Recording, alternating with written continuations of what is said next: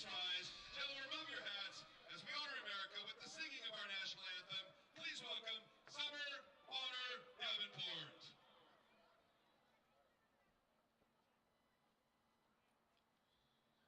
Oh, say, can you see by the dawn's early light what so proudly we hailed at the twilight's last gleaming, whose broad stripes and bright stars through the perilous fight o'er the ramparts we watched were so gallantly streaming, and the rocket's red glare, the bombs bursting in air,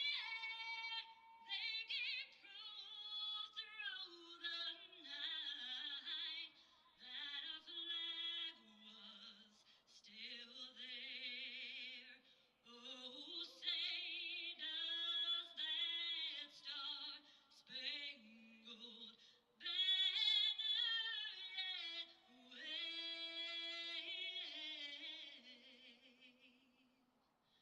o'er the land of the free and the home of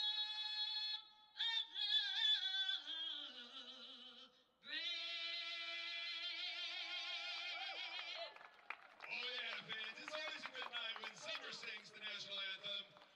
The fans are ready. The Black Bears are ready. Let's play ball!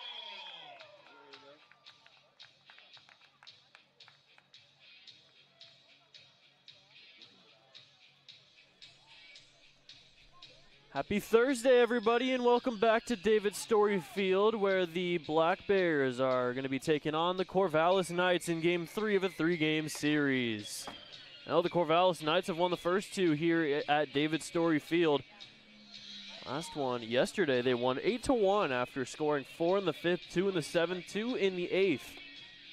Only allowing the Black Bears 3 hits, only 1 run, as their pitching was really good on the back of Easton Jones, who threw 7 innings of 1-run ball. Didn't walk anybody, struck out 6, and Van Froling closed the door with his season debut going 2 scoreless. Let's take a look at the starting 9 for the Corvallis Knights. It'll be Blake Wilson in center field leading off, Thomas Ferrajaro batting second, Gavin Brubaker at second batting third, Maddox Risky, cleanup man at short, Braden Mondo, the designated hitter, batting fifth, Jacob Marquez at first batting sixth, Josh Proctor, haven't seen him yet this series, is in right field batting seventh, Aiden Hazen catching, batting eighth, and Kellen Siegel, the 9-hitter. Or the starter for today, Dylan Henson for the Bears. So the same 3 starters that we saw for the Bears in the Marion Barry series, and well, the first 2 have unfortunately lost in the series against their opponent. First the Berries and now the Corvallis Knights, as you're just about to get set for Game 3 of this 3-game series between the Corvallis Knights and the Cowlitz Black Bears. Well, last week against Marion, Dylan Henson threw 3 1/3 of scoreless.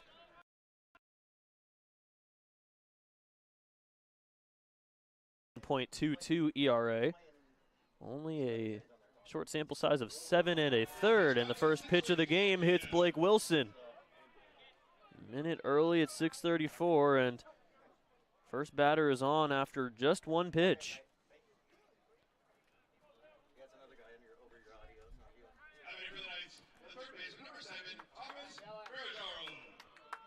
That'll bring up Thomas Ferrajaro.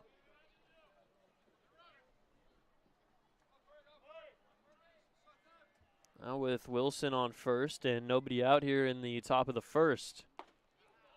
That one hits the zone.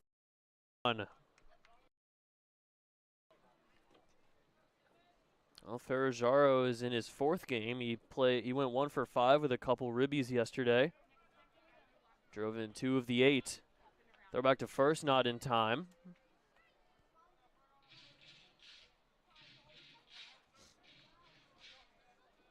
Well, Ferrajaro, 1 for 5 yesterday, 0 for 2 in game 1. He's 2 for 12 so far to start off his season in 3 games as he fouls that one off, and it's 0-2.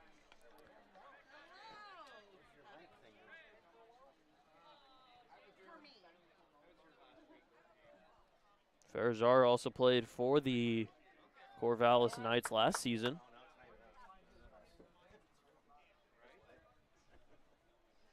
Here's the 0-2. Swung on and missed, strike 3. First strikeout of the day for Dylan Henson. And a good comeback from the hit by pitch for Henson. That's out number 1 here in the top of the 1st.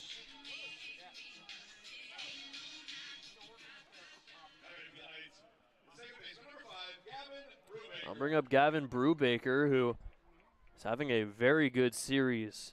Went 1 for 4 yesterday, but is still 5 for 9 overall in this series. And is on a 9-game hitting streak. Has a hit in all 9 games he's played, hitting at .457, which went down from .482 after his 1 for 4 game yesterday. First pitch, runner goes, called ball 1, throw on to second, and not in time. Blake Wilson has his 2nd stolen base. He's 2 for 2 on stolen bags so far this season in his 3 games, and now he's in scoring position with 1 out. Brubaker took 1 low for ball 1.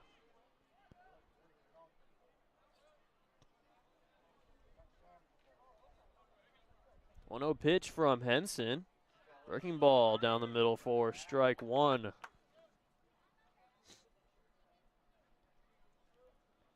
Well, Henson has a interesting mix. 4-seam changeup curveball most of the time, but also has a slider and a cutter. And he uses every so often. 1-1. Grounder over to Mason Shea. It's short. They're on to first for out number 2. Take a look at the defense for the Cowlitz Black Bears. Josh Hansen in left field, Matt Priest in center, Gavin Poffenroth in right, Trenton Rowan at third, Mason Shea at short, Sam Davidson at second, and Paxton Bigby at first with Jose Carmona Jr. behind the dish, catching for Henson. Now the cleanup man, Maddox Risky, also having a really good series, leading the Corvallis Knights in hits so far in the series as he takes strike 1, hitting at .455. 6 for 9 in the series. Back-to-back 3-hit games. Hit 3 singles yesterday, stole a bag, scored twice. 0-1 in the turf, and a good block for Carmona Jr., and it's 1-1. Well, Henson's heater has some good spin on it. Spin rate at around 2,300 on the 4-seamer. Around 87. 1-1. Inside backs up Risky a little bit, and it's 2-1.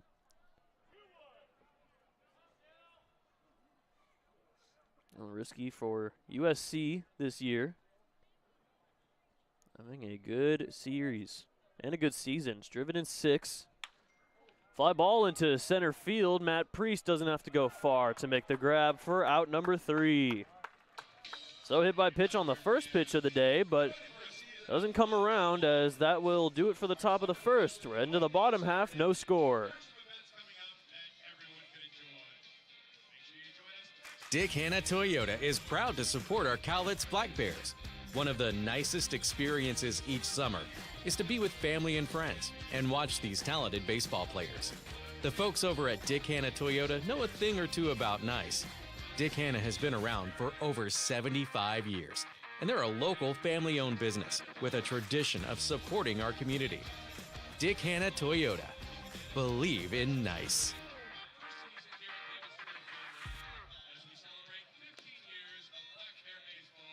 Your poor wallet. It gets misplaced, sat on, and abused by outrageous car payments. At Fiber Federal Credit Union, we think it's high time you reward your wallet by lowering your auto loan payment. For a limited time, refinance from another lender and get a great rate from Fiber Federal with a 1% cashback bonus on your payoff amount, no payments for 60 days, and 0 fees, including title transfer. Refi your ride, reward your wallet at Fiber Federal. We're kind of like a family, only we're a credit union.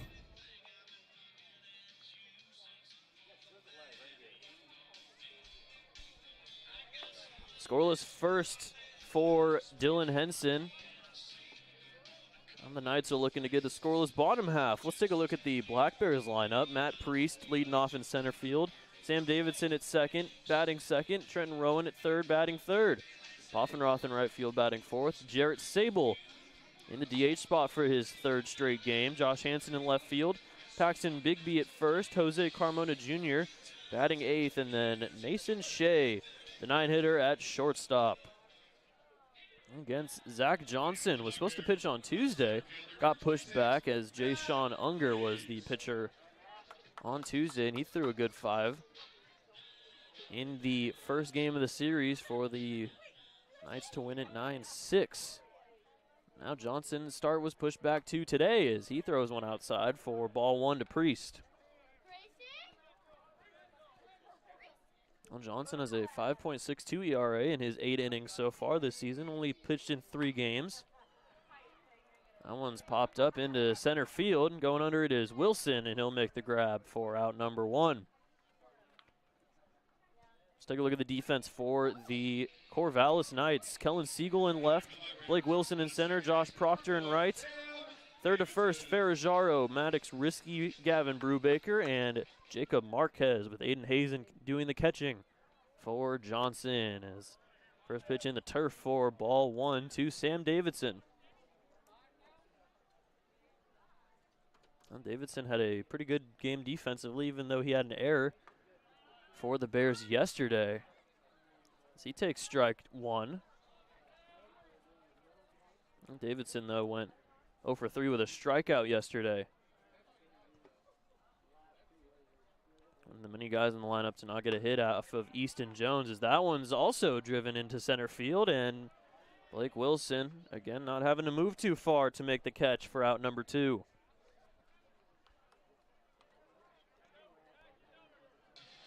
Now that'll bring up the first lefty in the lineup for the Bears. This is the most lefties that Dan Spencer has brought out to start the game. He's got 4 of them: Rowan, Sable, Bigby, and Carmona Jr.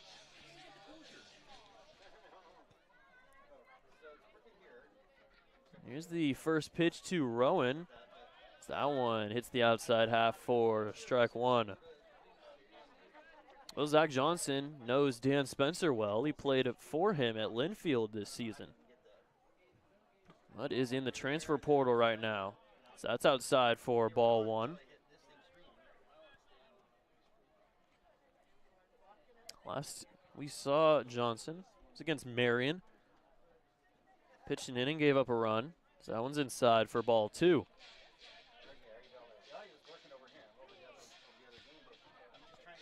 So 2-1 now to Rowan, who started off hot and has been slumping as of recent. That's a fly ball into deep center field. Back at the track is Wilson, and he'll make all 3 outs here in the bottom of the first. 1-2-3 inning for Zach Johnson in his first. We head to the second.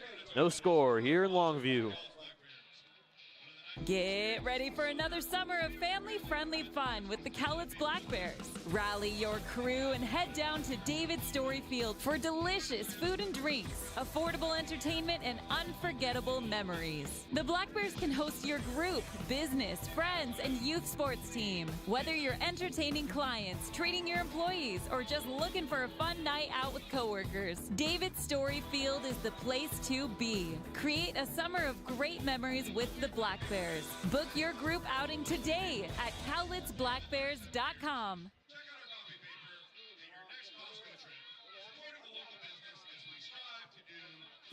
You know what it takes to be successful. When you're ready for a bank that looks at the world like you do, bank outside the ordinary with Heritage Bank. Located here in Longview at 927 Commerce or online at heritagebanknw.com. That's heritagebanknw.com. Member FDIC.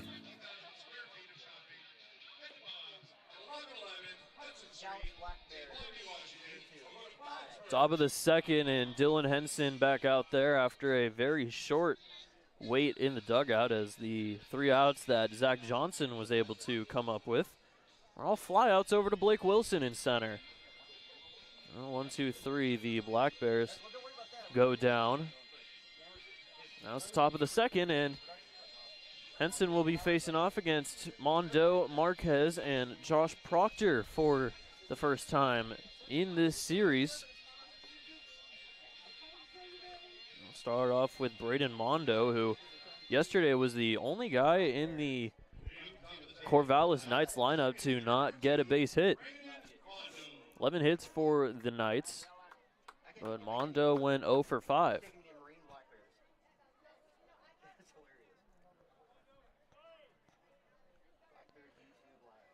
First pitch now for Henson to Mondo.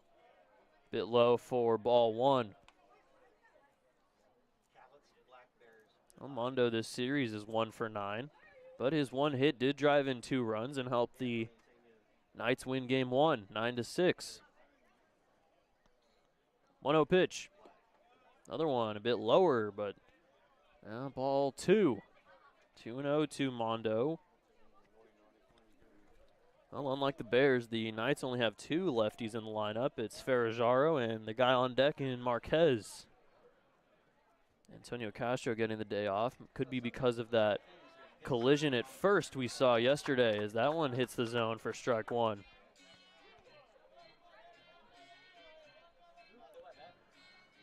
Well, Mondo was at BYU before he went to Hawaii Hilo, and was also at Pima Community College for his first 2 years of college. That's grounded over to third, and Trenton Rowan will make the throw over to first for out number 1.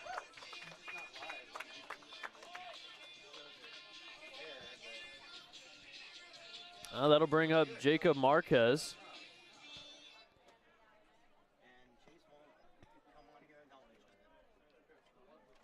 Marquez, didn't see him yesterday, got the day off, as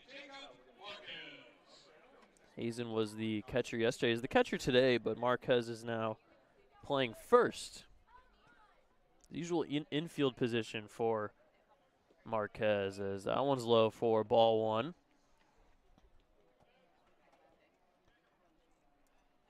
Marquez had a really good year at Lewis and Clark State.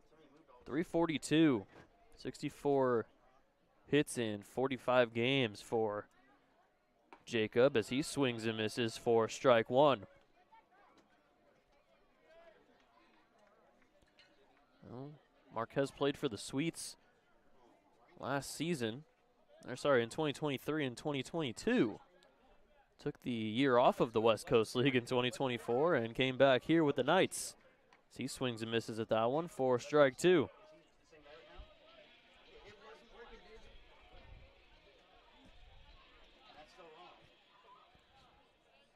The swung on and missed strike 3 as Marquez goes down swinging. Second strikeout of the day for Dylan Henson. And now a quick 2 outs here in the top of the second against the Knights. That'll bring up Joshua Proctor. Haven't seen him yet this series, but he's having a really good series. The only 2 games that he's missed this year were the first games of this series.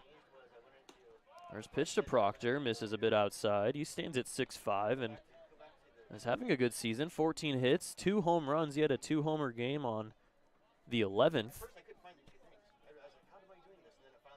He has a hit in 9 of his 13 games. And in his last game, he went 0 for 4 against Springfield on Monday, as that one's fouled up into the Black Bears bullpen. And it's 1-1.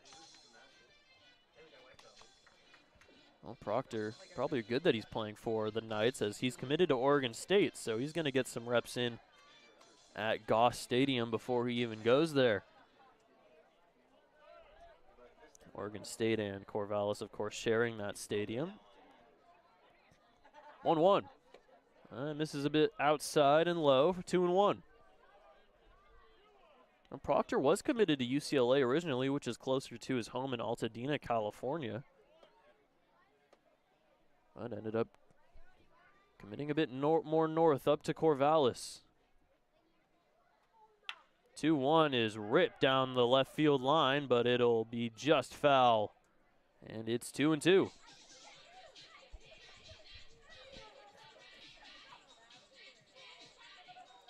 Oh, Proctor was at Maranatha High School. Played there his last 2 seasons, this year and last year, and also was with La Cañada High School for his first 2 years. But he mostly played very well at Maranatha. Hit .368 this season in 29 games. Fouled back to the netting, and it stays 2-2.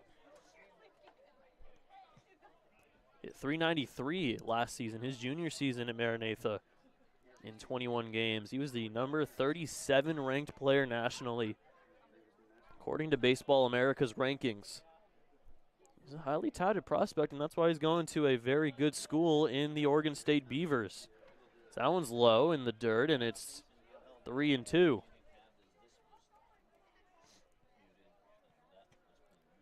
Proctor plays a lot of positions, a utility man, but today he's in right field. Playing the outfield, giving Castro the day off, as well as Brooks Avery. Swung on and missed, strike 3. Third strikeout for Dylan Henson, and he's got himself a 1-2-3 here in the top of the second. We head to the bottom half, still no score here at David Story Field. Listen up, baseball fans. Head into Safeway to score on great deals all season long. Safeway has everyone's tailgating favorites, from fried chicken and party subs to fresh cut fruit and veggie trays and tons of easy meal options. Satisfy your whole team for the ultimate game day experience. And you can save a cartload of time with Safeway Drive Up and Go. Just shop online at Safeway.com, head to the store, and we'll bring your groceries right to your car. Safeway, sponsor of the Cowlitz Black Bears.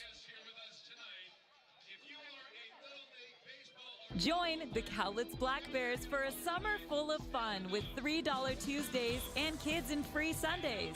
Every Tuesday home game, general admission tickets, hot dogs, nachos, and domestic canned beer are all just $3. Plus, every Sunday, kids 12 and under get free admission when accompanied by an adult thanks to Peace Help and the Daily News. Don't miss out on affordable family fun every Tuesday and Sunday with the Cowlitz Black Bears. Get your tickets today at cowlitzblackbears.com.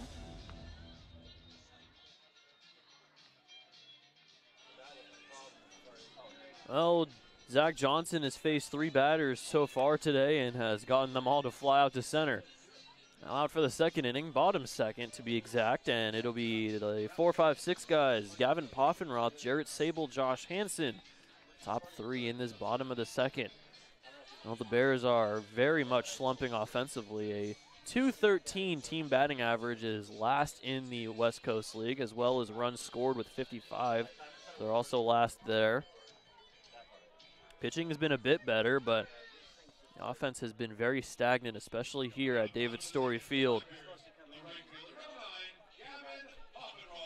Gavin Poffenroth will look to hopefully rise that average at least by a slight margin from that .213. First pitch, breaking ball hits the zone for strike 1.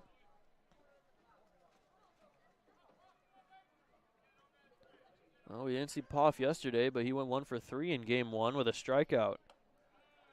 That one misses high for ball 1. He's played in most games. This is his 13th so far of the 15 now that the Black Bears have played this regular season. So that one hits the zone for strike 2. Mostly at the beginning of the year, he was a pinch hitter. But ever since that good series against Yakima Valley, he's been a almost everyday starter as the check swing is off the inside of the bat and rolls to Carl Johnson, the first base coach for the Bears.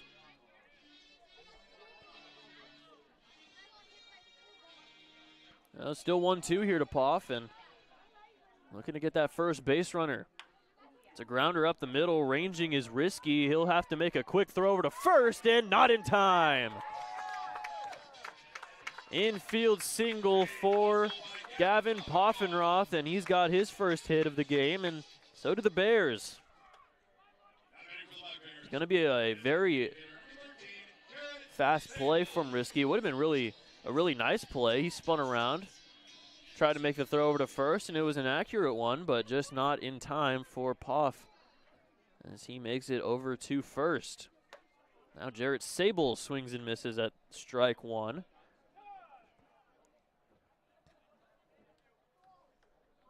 Poffenroth is 1 for 1 on steals in the regular season. Doesn't steal too much, but can definitely do it if he wants to. Doesn't have too big of a lead off of first, though, as that one misses for ball one. Well, Sable's yet to get his first hit in a Black Bears uniform.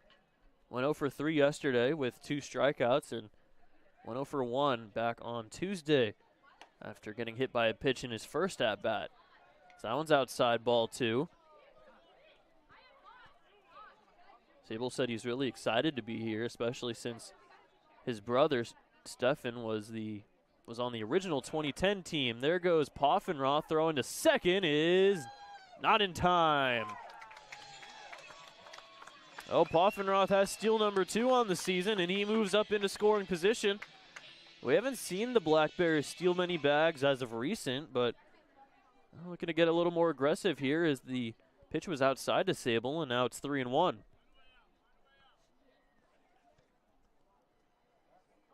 Now the 3-1 to Jarrett. That one misses, ball 4. So Sable's on for the second time this season, the first time today, as there's 2 on with nobody out for Josh Hansen.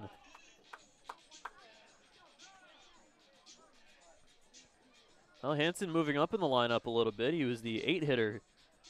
He was the 9-hitter yesterday.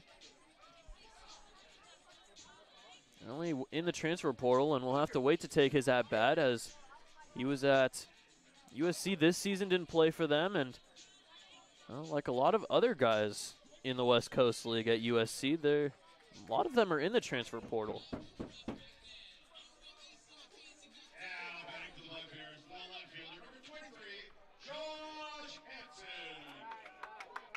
Josh Hansen went 1 for 3 yesterday, got his 4th hit of the season. Also had a strikeout. Got one of the 3 hits for Cowlitz. They already have 1 so far today. Shows bunt, drops it down right in front of Johnson. Throw on to first is in time for out number 1. So sack bunt for Josh Hansen as he advances both runners to second and third, and now the first run of the game, Poffenroth 90 feet away with 1 out for Paxton Bigby. Well, Paxton Bigby hasn't played at all this series, missed a couple games. The last game was on Sunday against the Sweets out in Walla Walla. First pitch ripped past the dive of Marquez into right field.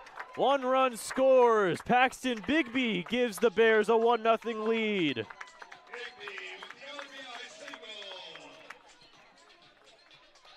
Make that 7 RBIs on the season for Bigby as he breaks open the scoring. It's 1-0 Bears. Took the first pitch, got right under the dive of Marquez at first. Sable moves on to third, and now runners at the corners for Jose Carmona Jr. First pitch. Shows bunt, fouls it back, and it's 0-1. The decision showing bunt here with the runners at the corners. Sable on third. Bigby, his RBI single, he's on first. Carmona Jr. first start in a minute. Just inside, and it's 1-1. Hasn't started since Saturday against Walla Walla. Came in as a defensive replacement on Tuesday. Came in as a pinch hitter yesterday. I guess the start in the 1-1. Just outside, 2-1. Oh, Carmona Jr., while he only has 2 hits, he does find a way to get on. He's walked 6 times this season. In his 11 games, this is his 12th. As runners on the corners with 1 out. 2-1. Check swing. 2 bases, umpire Lance Kreck, and he did not go, so it's 3-1. Walk here would load the bases, would be the second walk of the day for Johnson. Would bring up Mason Shea with the bases loaded. One of the new guys for the Bears. 3-1. Fly ball opposite field. It will drop in foul territory. Outfield was shifted a little bit to the pull side for Carmona Jr. If it landed in fair territory, could have been at least a single, maybe a double. Would have especially at least scored Jarrett Sable. But now full count here to Carmona Jr.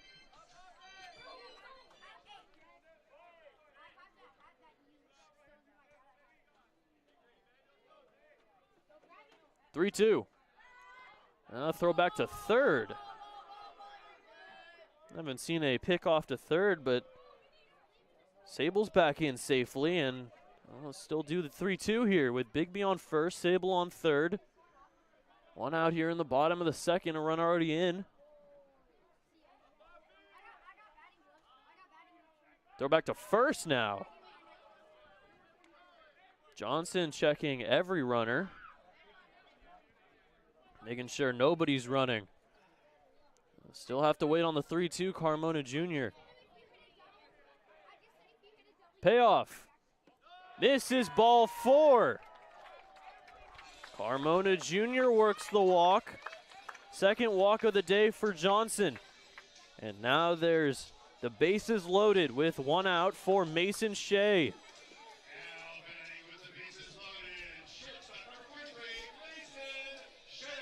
Well, Mason Shea came in as a pinch hitter yesterday in his first game with Cowlitz. This is his first start with the Bears, and he is looking to make a good first impression. Bases loaded, 1 out. Anything in the outfield could score Sable. First pitch breaking ball misses a bit low for ball 1. Shea from Mesa Community College, his sophomore season. Hit .259. Just got here a couple days ago. 1-0. Check swing, and it's fouled into the Bears dugout.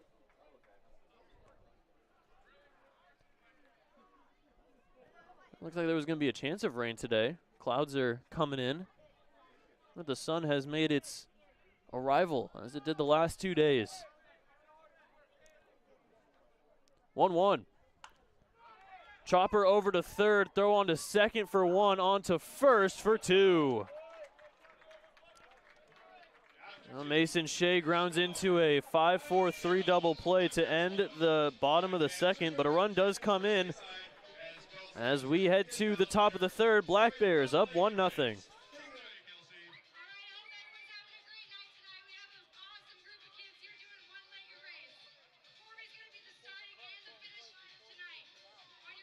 Join the Black Bears for a night to remember on Thursday, July 24th. Bring the kids out to the ballpark for the always popular Dash for Cash, presented by Heritage Bank. All kids 12 and under will get to go on the field to dash for their share of $1,000 in cash. Then, stick around after the game as the Black Bears light up the night sky with their first ever drone show, presented by Pacific Tech Construction and Western Fabrication. Tickets will go fast. Get yours today at CowlitzBlackBears.com.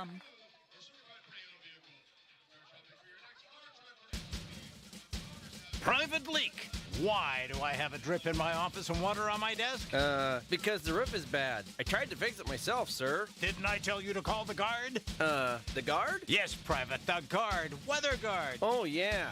They'll keep you dry in the rain or snow. 577-7200. They're our first defense against the weather. Now call WeatherGuard. Sir, yes, sir. Keep you dry in the rain or snow. 577-7200. Weather Guard.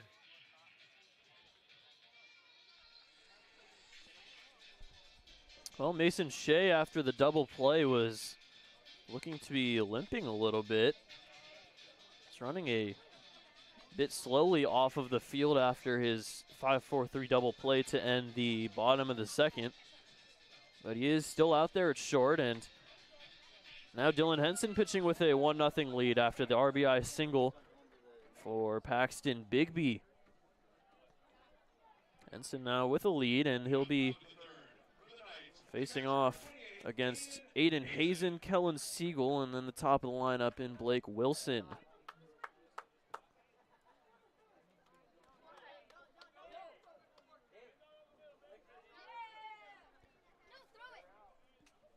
First pitch from Henson. Breaking ball hits the zone on the lower half for strike one.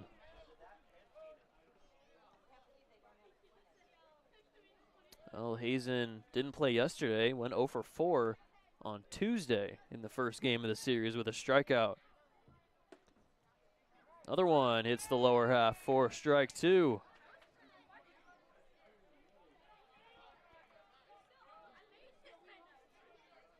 Now quickly down 0-2, and Brooke Knight, the third base coach slash manager, wants to have a chat with Hazen.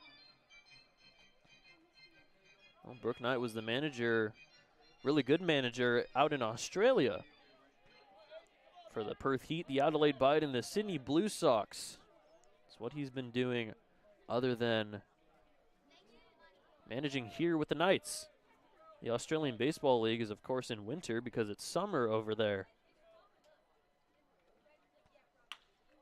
That's ripped into the gap in right center field. That'll drop in. Rounding first is Hazen. He's going to try for two. Here comes a throw to second, and it's not in time.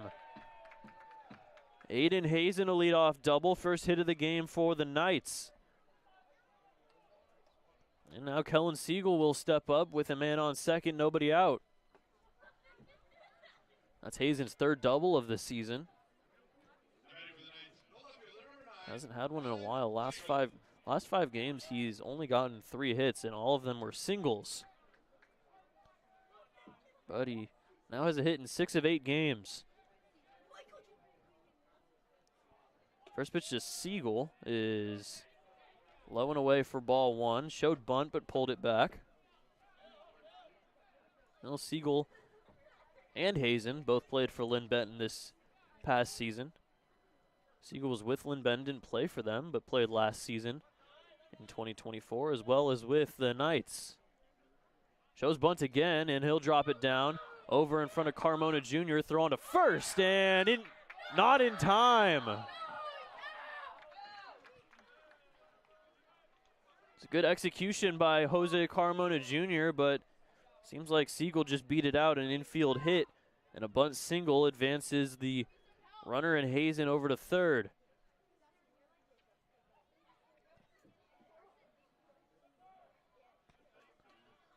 First and third, nobody out. Hazen the double, Siegel the bunt single. Puts runners at the corners with nobody out. Now the tying run is 90 feet away. And now the top of the lineup in Blake Wilson, who's been very good so far this series. 4 for 10. First pitch, trying to swing, but didn't end up going as a tie for ball one.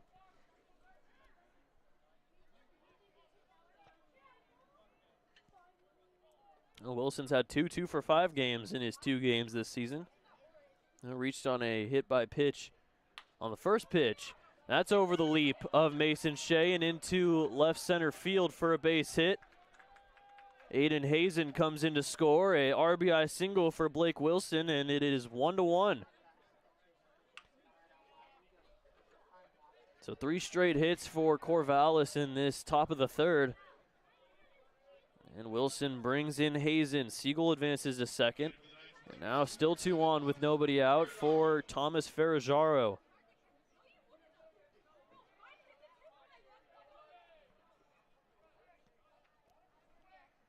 First pitch from Henson. It's the outside edge for strike one. Well, 1 run, 3 hits now.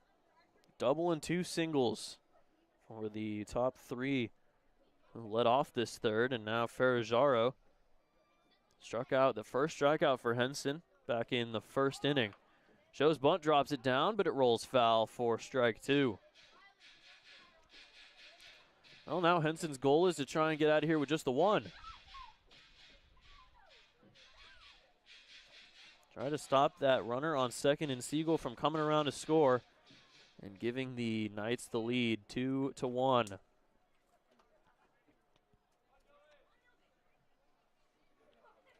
Oh, 2 runners go as that is blooped into left field. Going under it is Hanson. He'll make the grab, throw on to second, and it's a double play.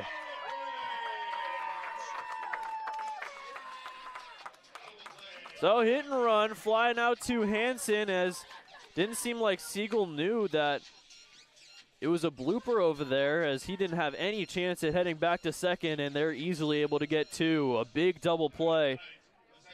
That's a 7-4 DP for Ferrajaro, and 2 outs now with only the runner on first and Wilson.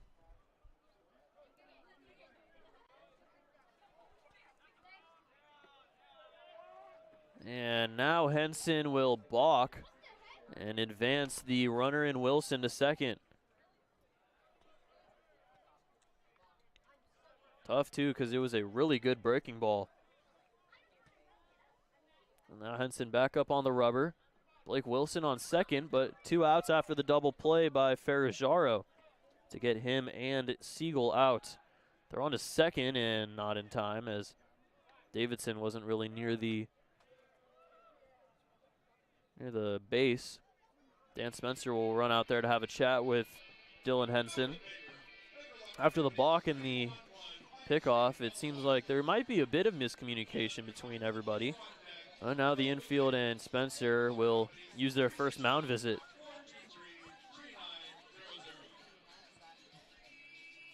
Well, Hanson has usually been playing right field, but now he's left field. Finn Stewart getting the day off today. And Mason Shea at short. Tyler Nelson is dealing with a bit of injury to his back after one of his swings in game 1. So we'll see how long he's out for. I hope he gets better soon, but they're going to need to have somebody at third. They had at short. They had Davidson at short yesterday, but now Mason Shea taking over the shortstop position. Nicky Garitano also getting the day off today. So a bit of movement for the Bears. Poffenroth is back in the lineup, as well as Big B.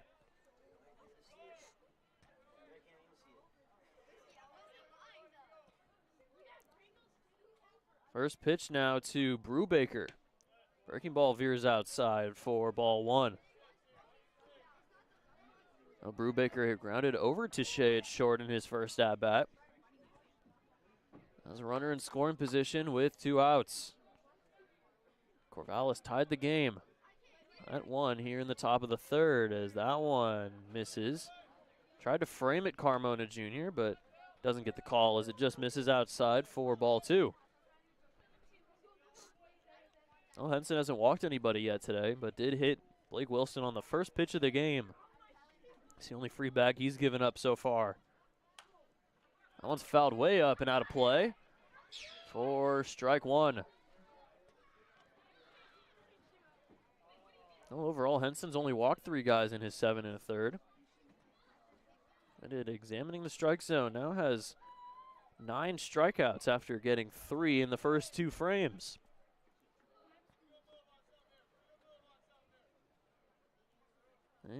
Henson looks back to second and throws back to second as Wilson's back in there safely.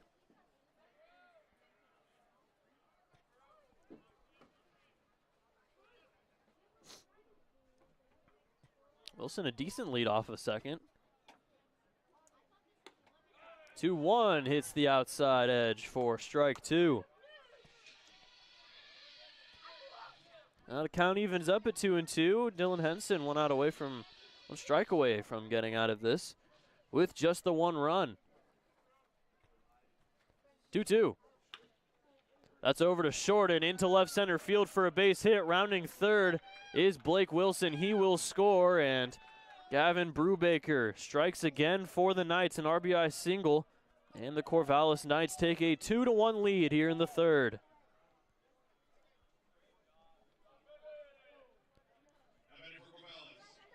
Well, that's the 6th hit of the series for Brubaker. He's now 6 for 11 in these 2 and a little bit games. Now 1 for 2 on the day, as that's the 4th hit of the inning for the Knights. All 4 of their hits have come here in the top of the third, as the first pitch to Maddox Risky is going to be inside for ball 1. Now Brubaker also leads the team in steals with 8.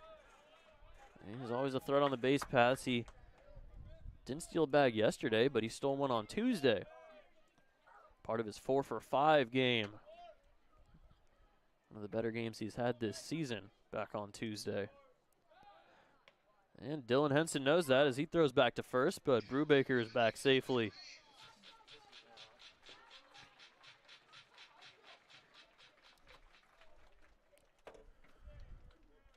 Well, Maddox Risky flew out to right field in his first at-bat. So that one's outside for ball 2.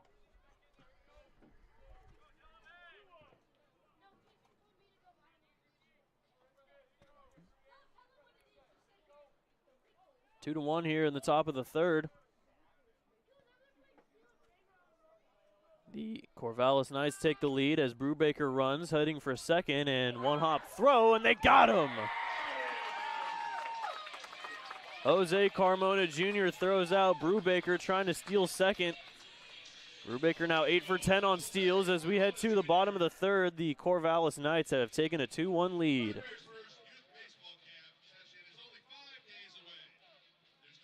Join the Black Bears on Saturday, July 12th in a night to honor the brave men and women in our community with the special First Responders Jersey Auction presented by Steelscape. Fans will get to bid on these special edition game-worn jerseys, and the winning bidder will be invited onto the field for photos after the game. Each jersey will feature a patch representing one of the local law enforcement and fire agencies around Cowlitz County. 100% of the proceeds from the jersey auction will go toward Cowlitz County Habitat for Humanity. Get your tickets today at CowlitzBlackBears.com to be a part of this special event. June is full of family fun with the Black Bears at David Story Field. Enjoy $3 Tuesdays all month long with $3 admission tickets, hot dogs, nachos, domestic canned beer, and bottled soda. On Wednesday, June 11th, it's Kelso School District Night, where students, teachers, and faculty members from Kelso get in free. Then on Thursday, June 19th, all youth baseball and softball players will get in for free when they show up in their team uniform. Join the fun and get your tickets now at CowlitzBlackBears.com.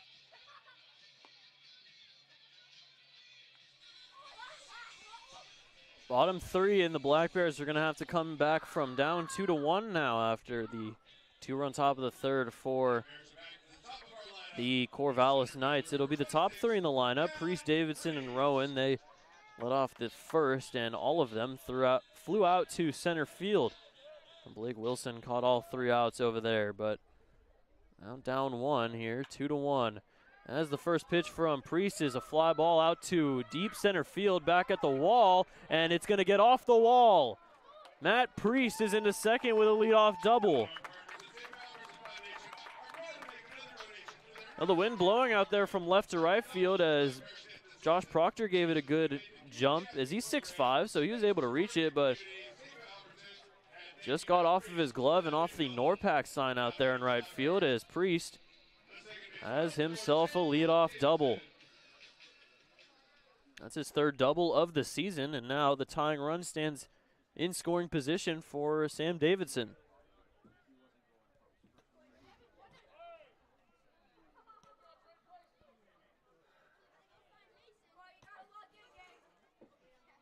First pitch to Davidson. Shows bunt, gets it down over to the catcher Hazen. He'll throw over to first for out number 1. Bunt sacrifice for Sam Davidson as Priest advances to third. Now tying run 90 feet away for the Bears, trying to make it a 2-2 game. That'll bring up Trenton Rowan.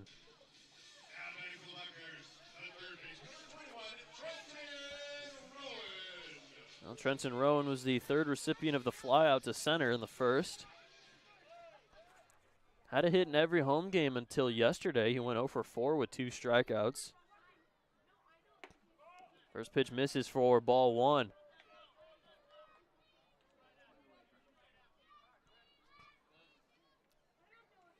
Well, Rowan from the Yakima Valley Pippins.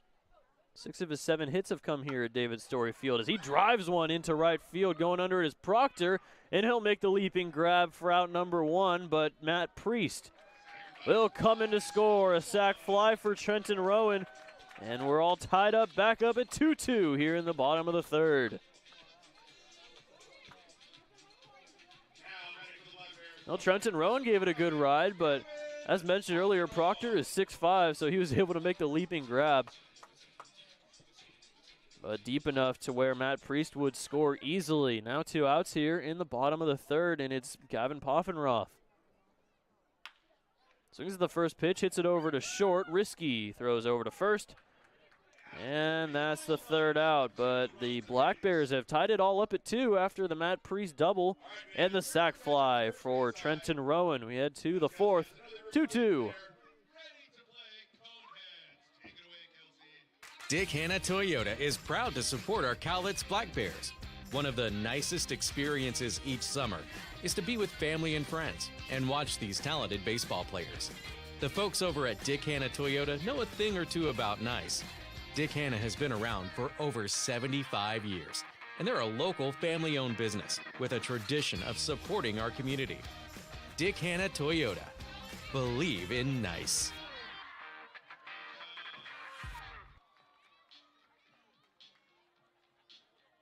Your poor wallet. It gets misplaced, sat on, and abused by outrageous car payments.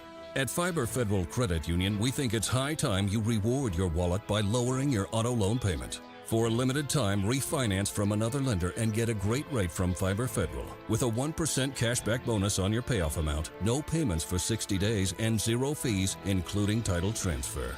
Refi your ride, reward your wallet at Fiber Federal. We're kind of like a family, only we're a credit union.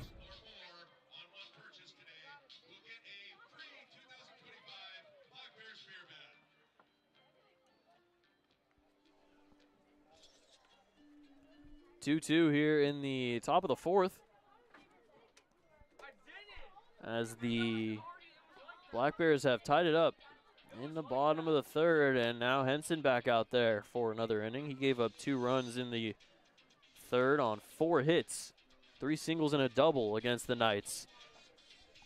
Well, it'll be Maddox Risky, Braden Mondo, and Jacob Marquez, the top 3. Maddox Risky was up there to end the third, but Jose Carmona Jr. threw out Gavin Brubaker, trying to steal second, trying to get his 9th steal, and now is back up for another try after the caught stealing to end the third.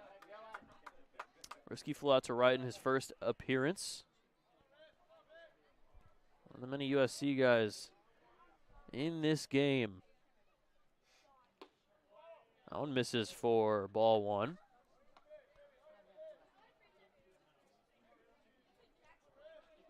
Risky played 19 games, mostly as a reserve for USC. Only got 2 hits, but already has 15 this season. That's grounded over to third.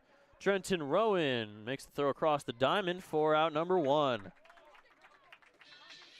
Well, Rowan's been good defensively. He made a nice snag over there at third yesterday.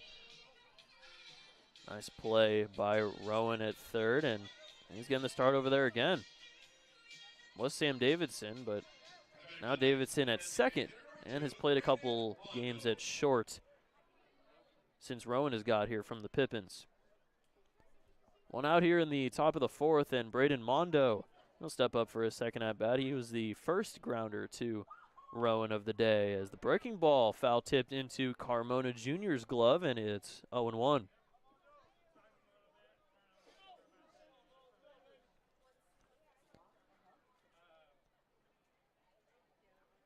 Here's the 0-1. Fly ball into shallow left field. Josh Hansen making it well known that he is calling everyone off, and he'll make the grab for out number 2. Good communication for Hansen out there in left field. And the first 2 are down here in the top of the 4th. I'll bring up Jacob Marquez.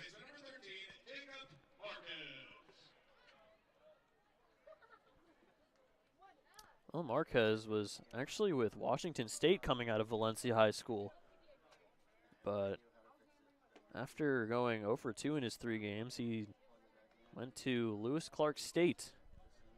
So that misses for ball 1.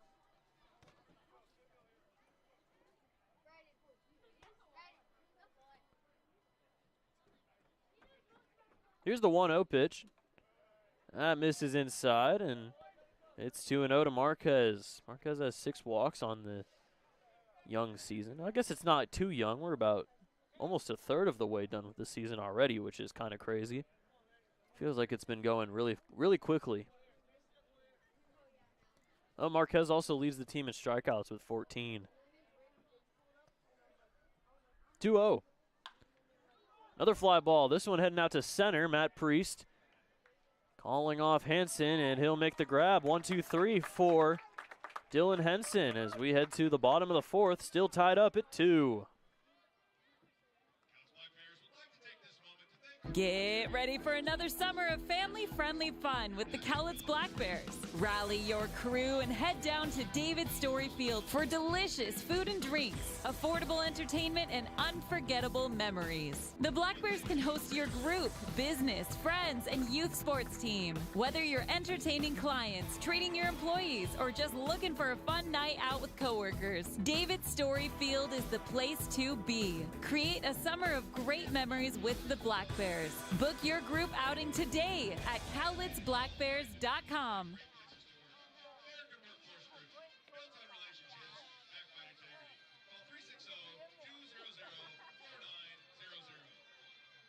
You know what it takes to be successful. When you're ready for a bank that looks at the world like you do, bank outside the ordinary with Heritage Bank. Located here in Longview at 927 Commerce or online at heritagebanknw.com. That's heritagebanknw.com. Member FDIC.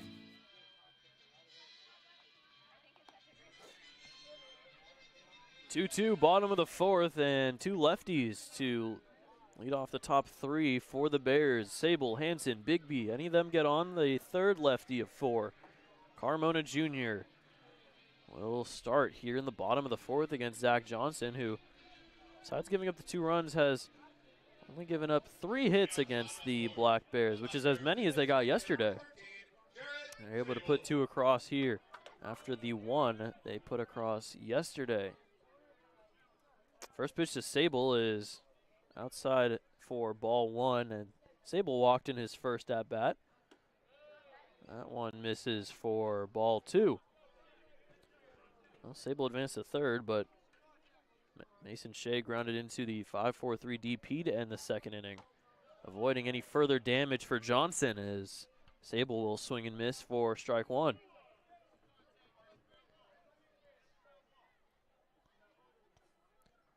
Two 1 pitch misses high and outside for ball 3. Sable seemed to be very big fan of getting hit swinging the bat, but hasn't really been doing that so far today because he hasn't gotten a good pitch. Swings at that one, grounds it over to 2nd. Brubaker goes over to 1st for out number 1. So 1 out here in the bottom of the 4th, and Josh Hansen, he's been busy out there in left field, had that double play that on the hit and run, and made a catch in the last inning.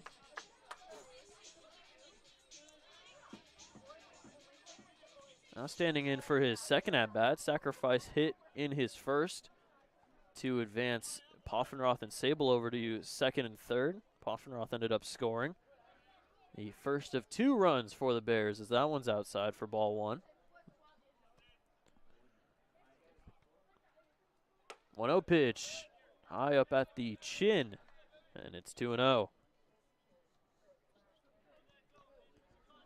Well, Hansen, IMG Academy, teammates with Javi Vasquez, who we saw for the first couple games, is no longer here with the team, as that one's right down the middle for strike one.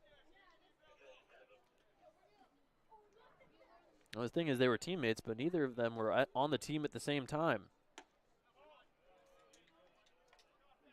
Almost swung at that one, but holds back, and it's outside 3-1. Hansen has 7 walks on the year. Doesn't get many hits, but it finds a way to get on base via the walk. Grounded up the middle over to Brubaker once again. Quick throw over to first, and it's in time for out number 2.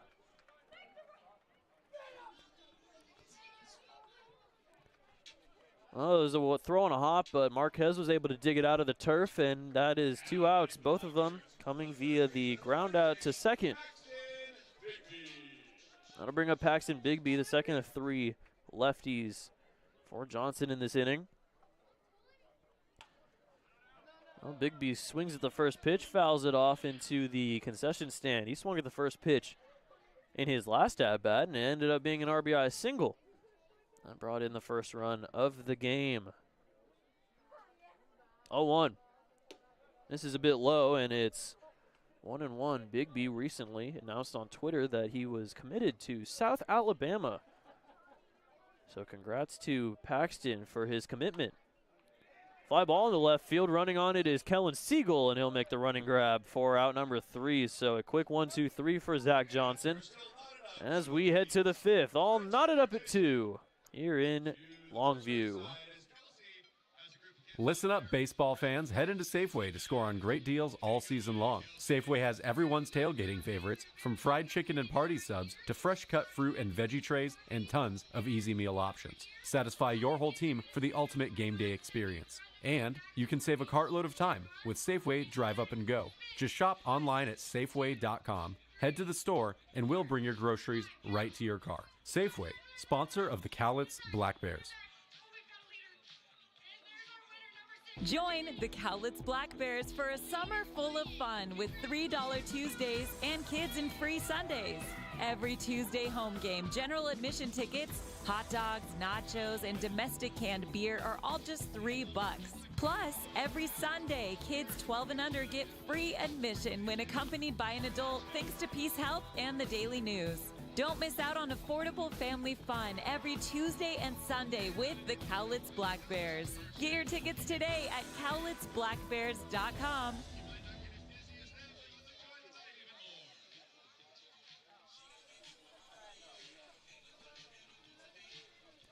Well, after this game, the Black Bears are heading south to Springfield to take on the Springfield Drifters in a 3-game weekend series at the Hamlin Sports Complex.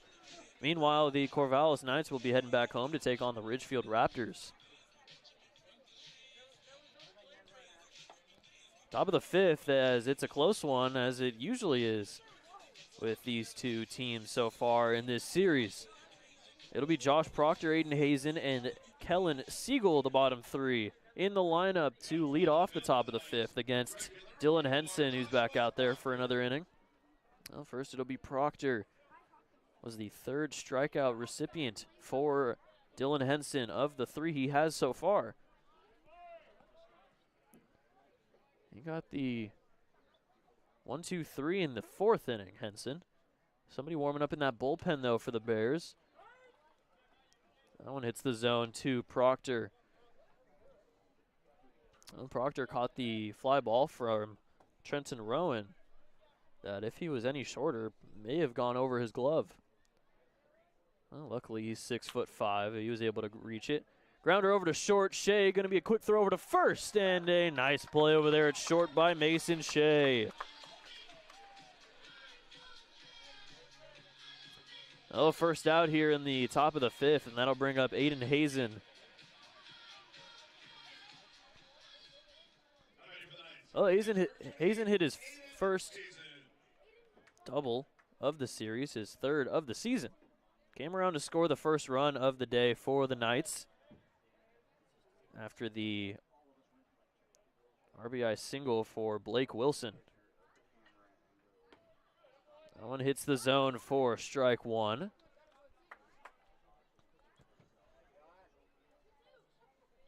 Well, Hazen played for a Lynn Benton team that won the NWAC. Hit 277 in his 22 games. That one misses outside for ball 2. Sorry, ball 1.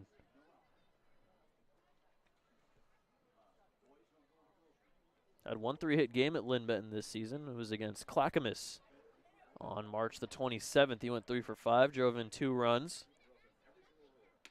1-1 just misses outside, 1-2.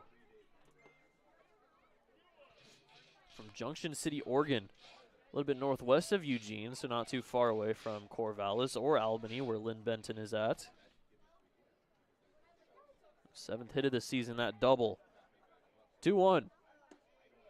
That one hits the zone on the lower half. 4 strike 2. It didn't seem like Brooke Knight over there at third really liked that call, as he had the hands on the knees.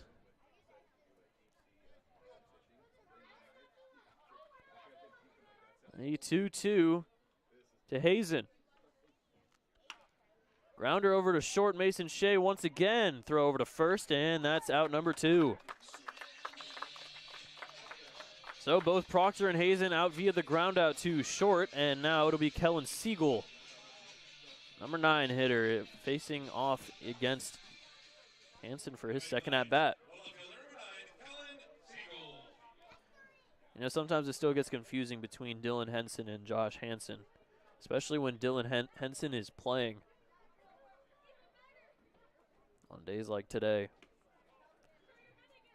That one's outside for ball 1 to Siegel, who hit a single, part of the 3 straight hits, the Hazen double, the Kellen Siegel single, and the Blake Wilson single to start off the 3rd inning and bring in the 2 runs that have the Corvallis Knights tied up with the Bears at 2-2 apiece. So that one's in the dirt for ball 2. 2-2, 2-0 with 2 outs.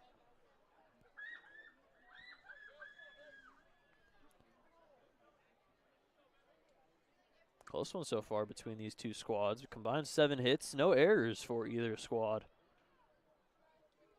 2-0 pitch. In the turf again, it's 3-0.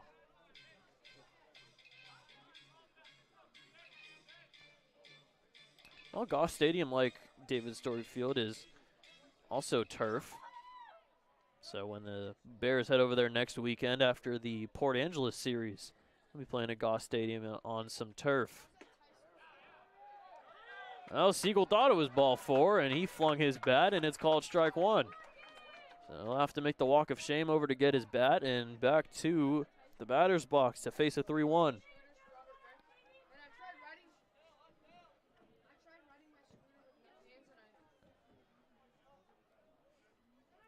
3-1 now with 2 outs here in the top of the 5th. Ripped over to second, diving stop by Shea, but it bobbles off his glove, and safely making it to first is Siegel. It'll be an infield hit. A good attempt over there by Shea, who got the first 2 outs via the ground ball, but well, after the infield single, Dan Spencer will head out and make the change. So a solid outing for Dylan Henson. Responsible for the man on first in Kellen Siegel. He's entrusting his bullpen now with on the lineup flipping over for the 3rd time. Dylan Henson finishes with 4 2/3 pitched, 4 hits, 2 earned runs, 0 walks, and 3 strikeouts. And after this, we will see. And on 2 outs, the Corvallis Knights trying to get the lead, 3-2 here in the top of the 5th. Join the Black Bears for a night to remember on Thursday, July 24th. Bring the kids out to the ballpark for the always popular Dash for Cash, presented by Heritage Bank. All kids 12 and under will get to go on the field to dash for their share of $1,000 in cash. Then, stick around after the game as the Black Bears light up the night sky with their first ever drone show, presented by Pacific Tech Construction and Western Fabrication. Tickets will go fast. Get yours today at cowlitsblackbears.com.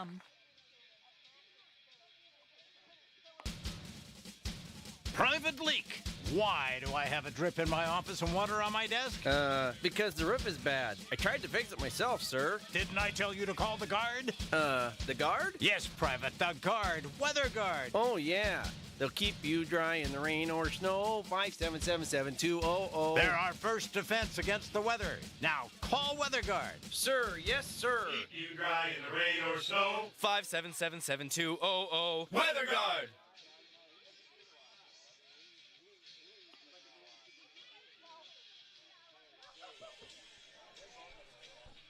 Oh, a big welcome to Cowlitz. Hayden Thompson, the new pitcher for the Bears. This is his first outing of the season.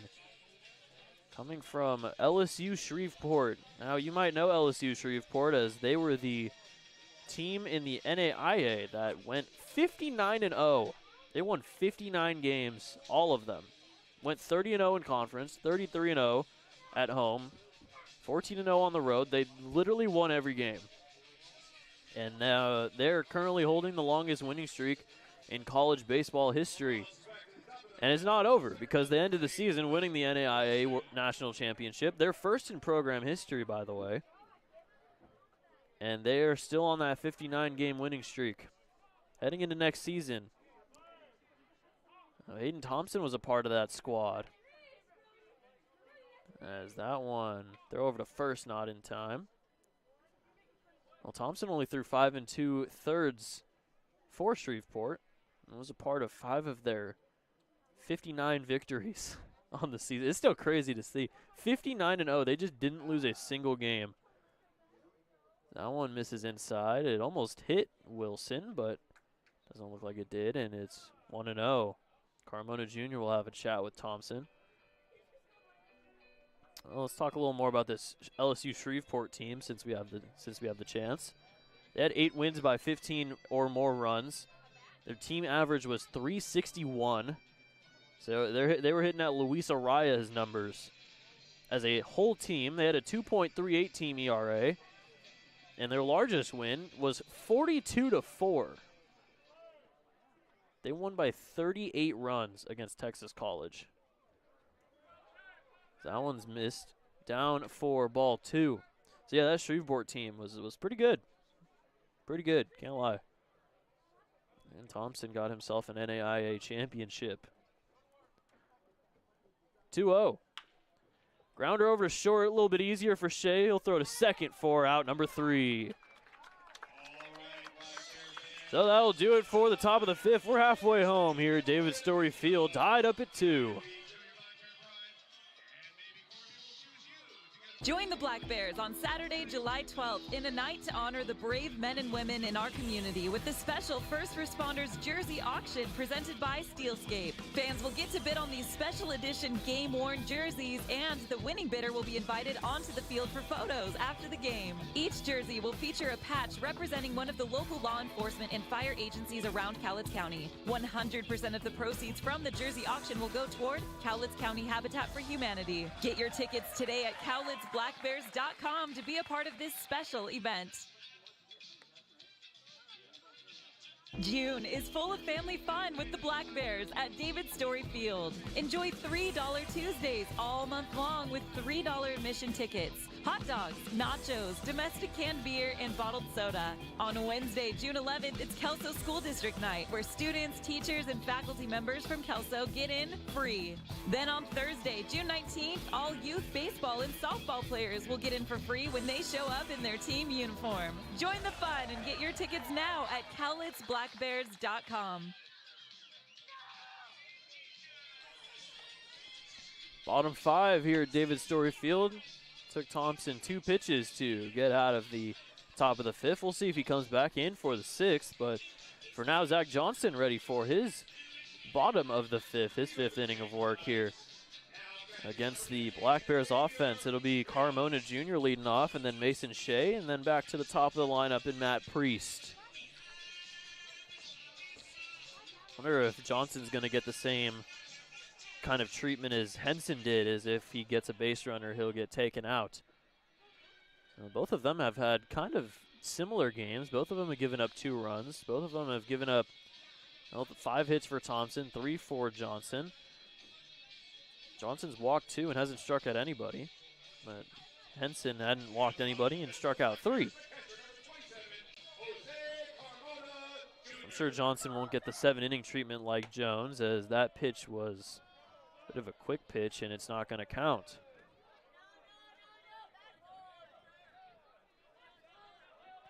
Well, didn't seem like anyone was ready for that one, but now we're ready for the first pitch. The actual first pitch is swung on and missed by Carmona Jr. for strike 1. Well, he walked in his last at-bat, his 7th walk of the season. A 1 pitch is driven into deep center field. Going back on it is Wilson, and he'll make a catch at the track for out number 1.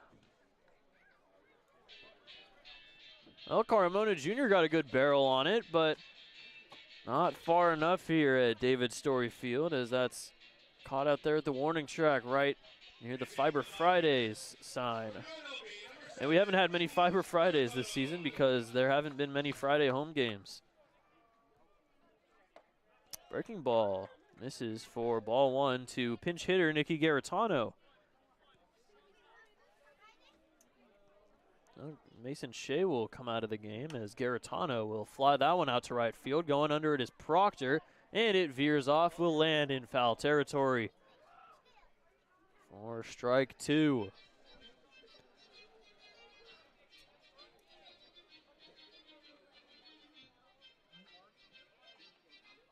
Well, Nicky, his first at bat, went 0 for 2 yesterday. Doesn't have a hit yet in the series. Only has 8 on the season, hitting at .211.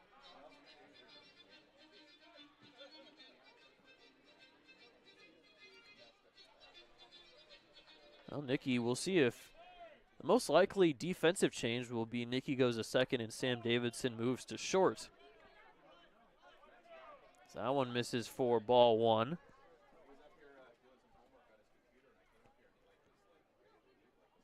Here's the 1-2. Breaking ball gets a piece of it, fouls it back and out of play for the same 1-2. Same old 1-2. A fly out to center for Carmona Jr. And now the 1-2. Swung on and missed, strike 3. That's the first strikeout of the day for Johnson. It comes for second out here in the bottom of the 5th. Well, back to the top of the lineup, Matt Priest. He hit a double to lead off the 3rd.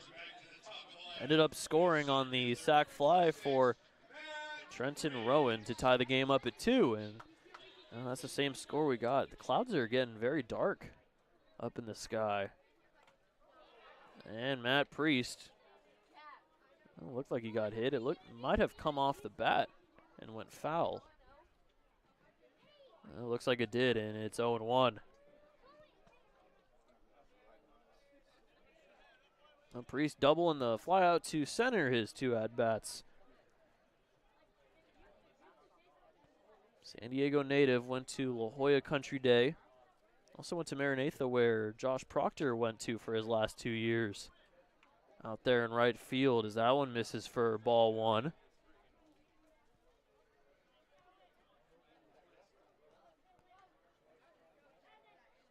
Here's the 1-1. That one swung on and missed for strike 2. Well, Davidson's on deck. See if he moves to short next inning. Coldest day of the series so far at around 60. Swung on and missed at strike 3 in the dirt, though. Throw on to first for Hazen to Marquez for out number 3. So first 2 strikeouts of the day for Johnson come back-to-back to end the 5th inning. We head to the 6th. Corvallis and Cowlitz tied up at 2. Dick Hanna Toyota is proud to support our Cowlitz Black Bears. One of the nicest experiences each summer is to be with family and friends and watch these talented baseball players. The folks over at Dick Hanna Toyota know a thing or two about nice.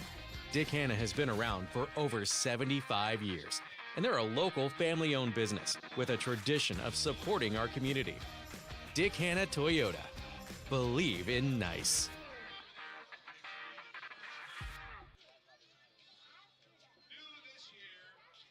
Your poor wallet. It gets misplaced, sat on, and abused by outrageous car payments. At Fiber Federal Credit Union, we think it's high time you reward your wallet by lowering your auto loan payment. For a limited time, refinance from another lender and get a great rate from Fiber Federal with a 1% cashback bonus on your payoff amount, no payments for 60 days, and 0 fees, including title transfer. Refi your ride, reward your wallet at Fiber Federal. We're kind of like a family, only we're a credit union.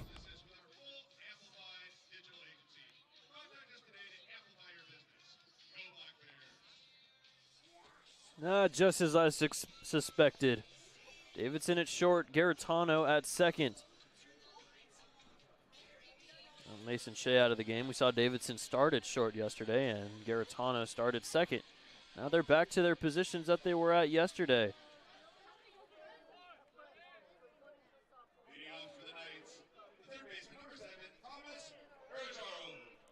Well, Hayden Thompson's back out there after getting out of the top of the fifth, and his first pitch is in the turf for ball one to Thomas Ferrajaro. It'll be Ferrajaro, Brubaker, and Risky, three of the better hitters in this Corvallis lineup.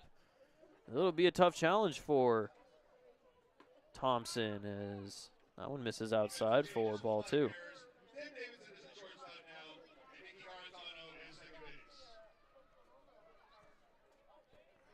Oh, first lefty that Thompson has faced, and he grounds it over to second to Garitano, the new defensive replacement. He'll throw over to first for out number one. Oh, one out here in the top of the sixth, and that'll bring up Gavin Brubaker.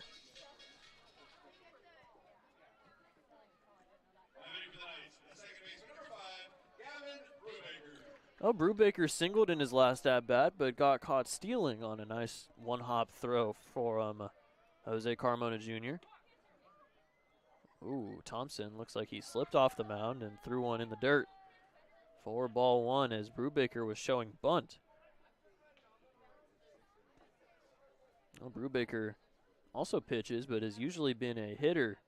Pitched a scoreless 2 innings against Springfield as that one's flied out to center. Making the running grab is Matt Priest for out number two. Well, Matt Priest got some speed out there in center, so he was able to beat Poffenroth to the ball, call him off, and make the grab for out number two. Well, Hayden Thompson's having a pretty good season debut so far for the Bears. Looking to have a scoreless sixth here against Maddox Risky as that one gets past Carmona Jr. and over to the screen for ball one. Well, before Shreveport, Thompson was at North Arkansas for his first 3 years. That one's popped up into right field, and Poffenroth will make the easy grab for out number three. So a good debut for Thompson so far. He's gone through 1 1/3. Scoreless as we head to the bottom of the sixth, 2-2. Get ready for another summer of family-friendly fun with the Cowlitz Black Bears. Rally your crew and head down to David Story Field for delicious food and drinks, affordable entertainment, and unforgettable memories. The Black Bears can host your group, business, friends, and youth sports team. Whether you're entertaining clients, treating your employees, or just looking for a fun night out with coworkers, David Story Field is the place to be. Create a summer of great memories with the Black Bears. Book your group outing today at cowlitzblackbears.com.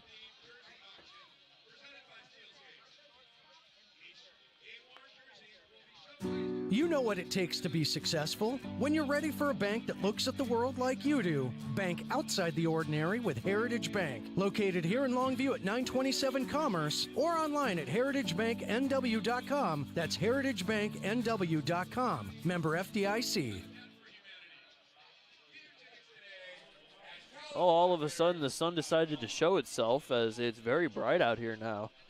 As heading to the bottom of the sixth, Zach Johnson is out of the game. He finishes with 5 innings, 3 hits, 2 earned runs, 2 walks, 2 strikeouts. The only 2 strikeouts he got of Garitano and Priest to end the fifth. So his last 2 batters he faced were both via the K. Via the K swinging, to be exact. New pitcher for the Corvallis Knights, though, Sam Kaufman. I haven't seen him yet this series. He last pitched back on Sunday in the doubleheader against the Marion Berries. He gave up 4 runs in 2 2/3, 3 hits, 3 walks, and 4 strikeouts. Has had a start, though, this season. Started on the 8th against the Bend Elks and only gave up 1 run in 5 innings. Earned the loss, though. Now to be Sam Davidson, Trenton Rowan, and Gavin Poffenroth, the top 3 here for the Bears in the bottom of the 6th. One of these teams looking to obtain the lead as no one scored in the past 5 half frames ever since that bottom of the 3rd, in which the Black Bears tied it up at 2. First pitch swinging for Davidson as he skies one into left field. Going under it is Kellen Siegel, and he'll make the grab for out number 1. So first pitch for Sam Kaufman results in a flyout and out number 1.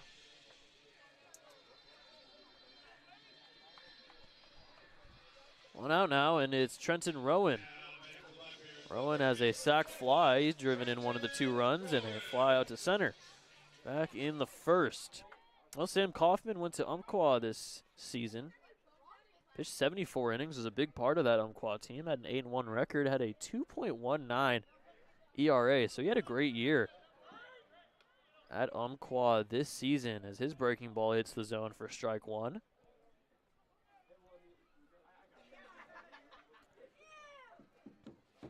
That Umpqua also last season, his freshman year, is looking for a 4-year after his 2 JUCO seasons are up. That one misses just inside, and it's 1-1. Well, Kaufman had a stretch of 4 starts between March 13th and April 10th in which he threw 25 innings and only gave up 1 earned run. When I say great season, he had a very great season at Umpqua. That one's fouled off to the netting, and it's 1-2.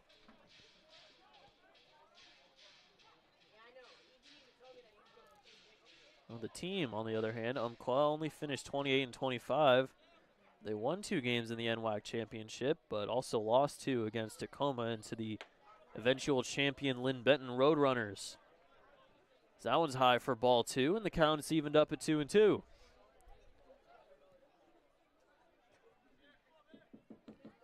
Kaufman, though, from Denver, went to Bear Creek High School in Denver, Colorado. That hits him right on the butt. And he'll take his free base on the hit by pitch.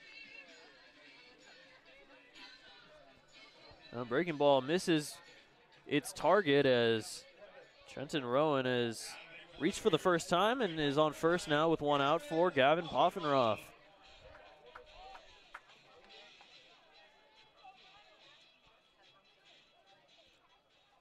Well, Kaufman didn't hit anybody at Umpqua this season. It's very impressive considering how many innings he threw. First pitch to Poffenroth is a big swing and a miss for strike 1. Well, Poff singled to lead off the 2nd, scored the first run of the day after stealing 2nd and scoring on the Bigby RBI single. But in the 3rd, he grounded out to short. 1 for 2 day for Gavin. Throwback to first, and in time is Trenton Rowan.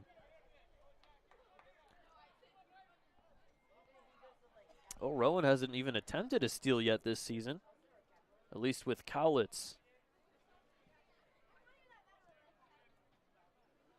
0-1. Another one fouled back to the screen, and it's 0-2. Well, Kaufman had an even better season at Umpqua last year, his freshman year. Had a 1.32 ERA. Only gave up 8 runs in 54 2/3. So very good 2 seasons and looking to go to a 4-year next year. 0-2 blooper into left field, and that'll drop in for a base hit. Poffenroth just reaches that one, and he gets a base hit. He's got 2 singles on the day, and it's runners on first and second with 1 out for Jarrett Sable. Well, Sable doesn't have a hit yet this season, and one here, his first of the season, could give the Bears the lead here in the bottom of the 6th. Sable's been hit by a pitch and walk. That's the only time he's reached so far this season. Has a ground out to second in the 4th. First pitch from Kaufman. Fouled back to the boards, and it's 0-1.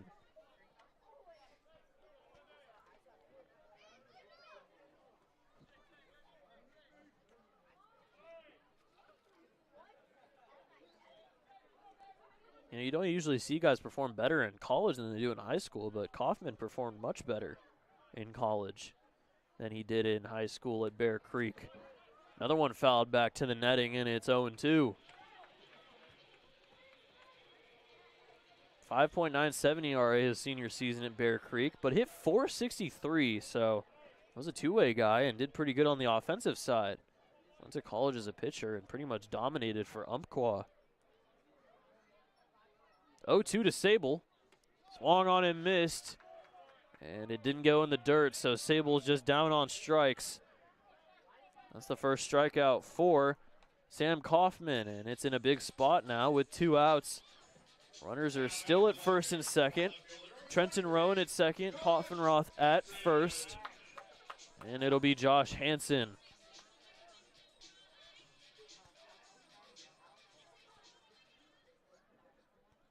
Now that's Sable's 3rd strikeout of the season already in his first 7 at-bats. Drive into deep left field for Jarrett Sable. Going back is Siegel, and he makes the catch at the track for out number 3. Josh Hansen gives it a good ride, but not far enough. As we head to the top of the 7th, Bears and Knights still tied up at 2. Listen up, baseball fans. Head into Safeway to score on great deals all season long. Safeway has everyone's tailgating favorites, from fried chicken and party subs to fresh cut fruit and veggie trays and tons of easy meal options. Satisfy your whole team for the ultimate game day experience. And you can save a cartload of time with Safeway Drive Up and Go. Just shop online at Safeway.com, head to the store, and we'll bring your groceries right to your car. Safeway, sponsor of the Cowlitz Black Bears.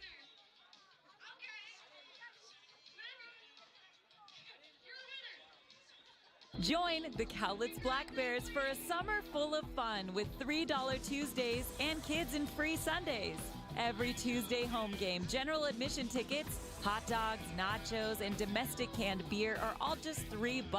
Plus, every Sunday, kids 12 and under get free admission when accompanied by an adult thanks to Peace Help and the Daily News. Don't miss out on affordable family fun every Tuesday and Sunday with the Cowlitz Black Bears. Get your tickets today at cowlitzblackbears.com.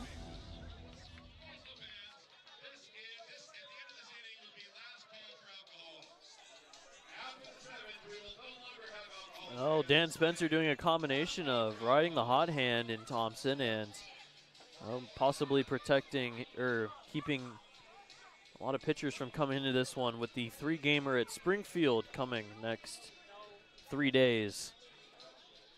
Either way, Thompson's back out there after a solid inning and a third. Came in to relieve Dylan Henson, got out of it, and is ready to go after a 1-2-3-6. Facing off against Mondo Marquez and Josh Proctor. Any of them get on, it'll be Aiden Hazen. First pitch to Mondo is foul tipped into the glove of Carmona Jr. for strike 1, and the throw back goes into the outfield.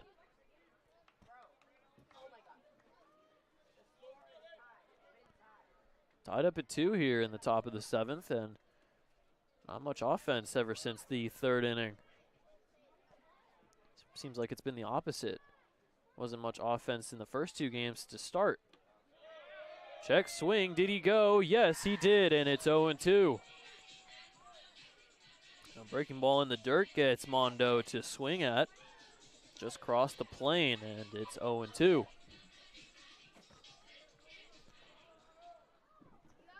Thompson hasn't struck anybody out yet. And now he has. There's strikeout number 1 of the season for Hayden Thompson as he hits the outside corner. And that's the first out here in the top of the 7th.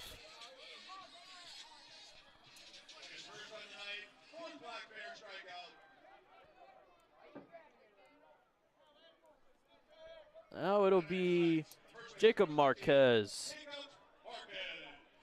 Marquez was the second strikeout victim of Dylan Henson and grounded out flew out to center. That's a grounder over to first, and Big B will take it to the base himself for quick out number 2.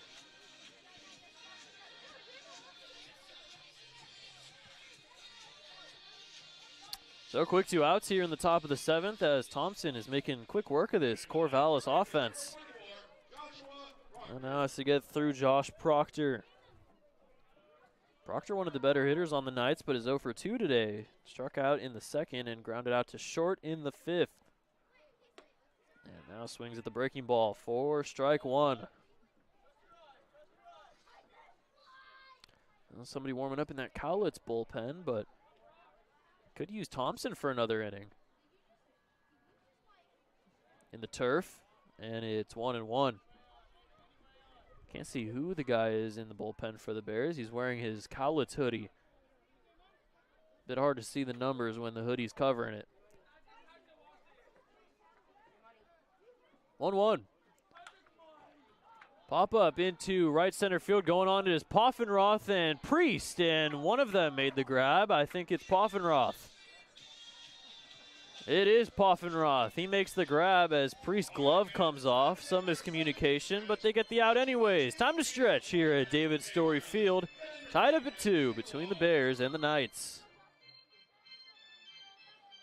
Join the Black Bears for a night to remember on Thursday, July 24th. Bring the kids out to the ballpark for the always popular Dash for Cash presented by Heritage Bank. All kids 12 and under will get to go on the field to dash for their share of $1,000 in cash. Then stick around after the game as the Black Bears light up the night sky with their first ever drone show presented by Pacific Tech Construction and Western Fabrication. Tickets will go fast. Get yours today at CowlitzBlackBears.com. Hey, fans, we want to give a very special shout out right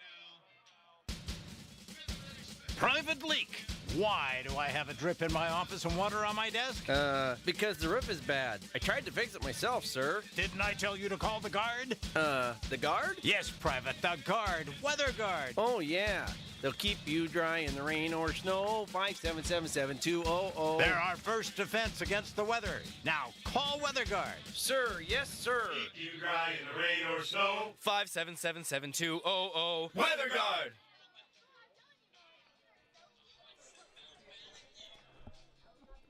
Bottom 7, Sam Kaufman back out there after a scoreless frame. They'll be facing 2 straight lefties, Big B Carmona Jr. and then Nicky Garitano, who came in to pinch hit. Bottom 3 in the lineup here in the bottom of the 7th. Guy warming up in the bullpen, we figured out it was another one of the new guys, Cameron Fawcett. So we're getting a couple of Cowlitz debuts so far today. Thompson has been stellar in his debut, 2 1/3, no hits, no runs, no walks, and has struck out 1. Let's see if Fawcett can match him. First pitch misses a bit high to Big B for ball 1.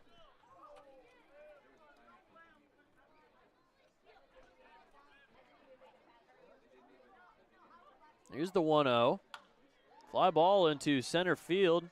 Wilson moves back just a couple steps, and he'll make the grab for out number 1. Well, Big B is now 1 for 3 with that RBI single being his only hit of the day. That'll bring up Jose Carmona Jr.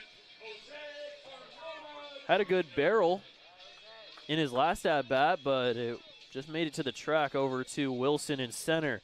It's been a lot of flyouts over to Wilson so far today. First pitch to Carmona Jr., big swing and a miss. Almost made him fall over as it's foul tipped into the mid of Hazen for strike 1. Garitano on deck for his second pinch hit AB. 0-1. That one hits the lower half on the outside for strike 2.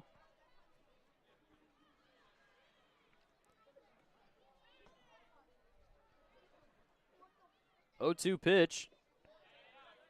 Almost swung at that one, Carmona Jr., but holds back, and it's in the turf for ball 1.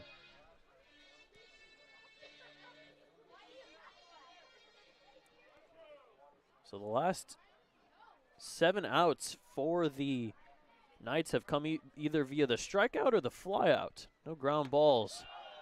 That one misses just inside, and it's 2-2.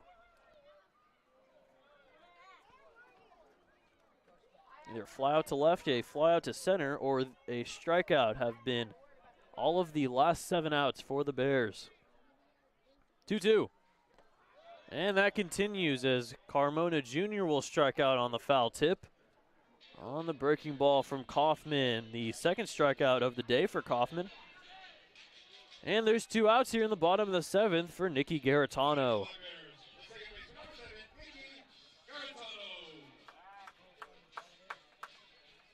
Garitano struck out, the first strikeout of the day for Johnson. And his first at-bat after replacing Mason Shea, as that one's high for ball 1.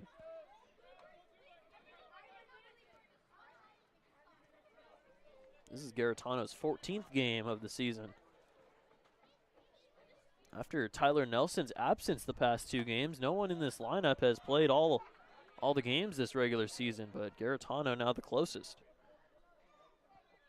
He's mostly been the everyday starter. Nelson, of course, his injury is keeping him out for a minute while he recovers. 1-1 pitch, grounded up the middle. Ranging is risky. He'll throw on to first for out number 3. A 1-2-3 frame for Sam Kaufman as we are done with 7 here at David Story Field. Still tied up at 2.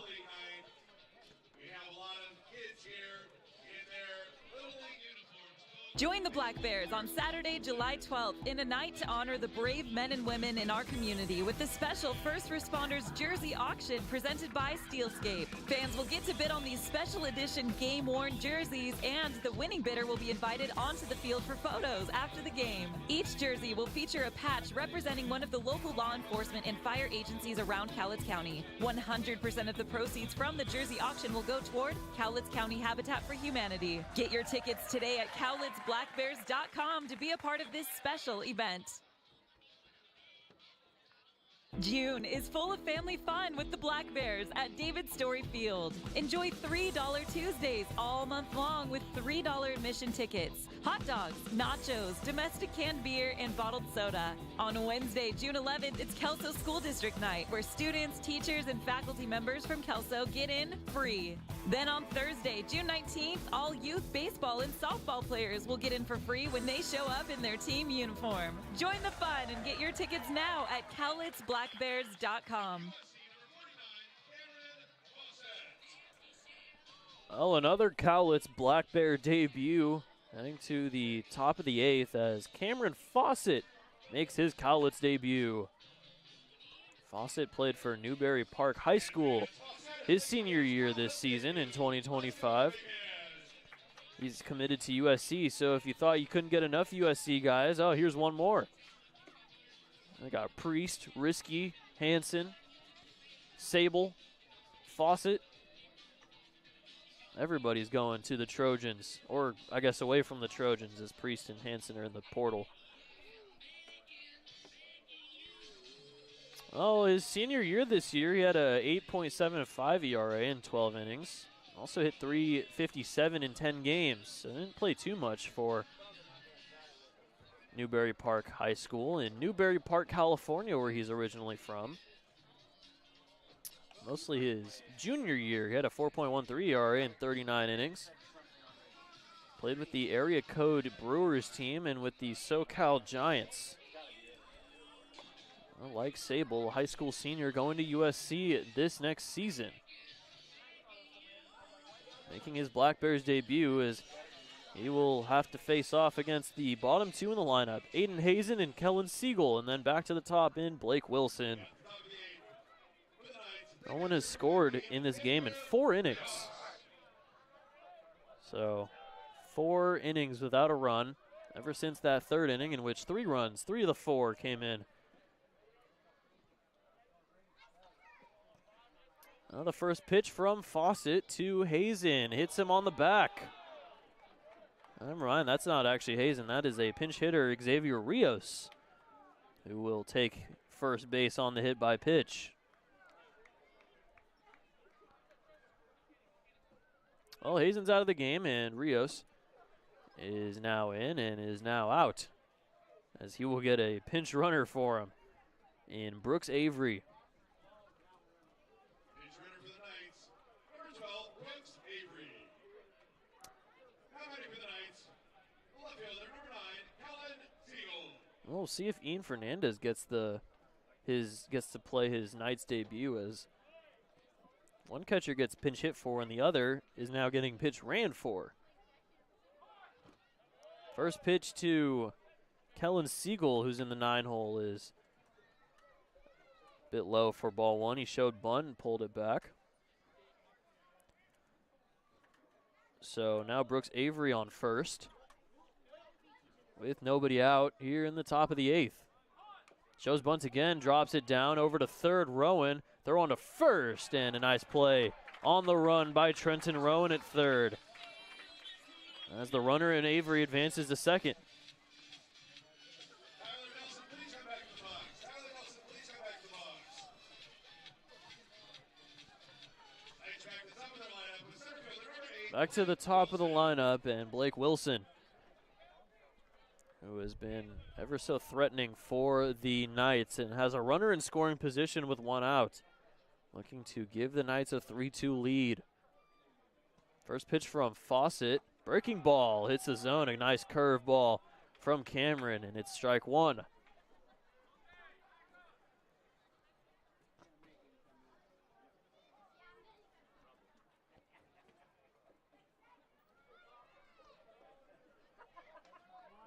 Here's the 0-1. Another breaking ball. That one Blake Wilson gets a piece of, and it's way fouled back and out of play, and it's 0-2. Well, Fawcett struck out 12 guys this season. Also hit 5 batters and has one already. Hit Rios with the first pitch. 0-2. That one's driven foul. That'll get into the college. It's still 0-2. Well, Wilson swinging a bit late now on the fastball and on the curve. Runner on second in Avery. Hit by pitch by Rios. Avery came into pinch run and advanced to second on the bunt for Kellen Siegel, as Avery will try for third, as the curveball is way high for ball one, and Avery will take third easily.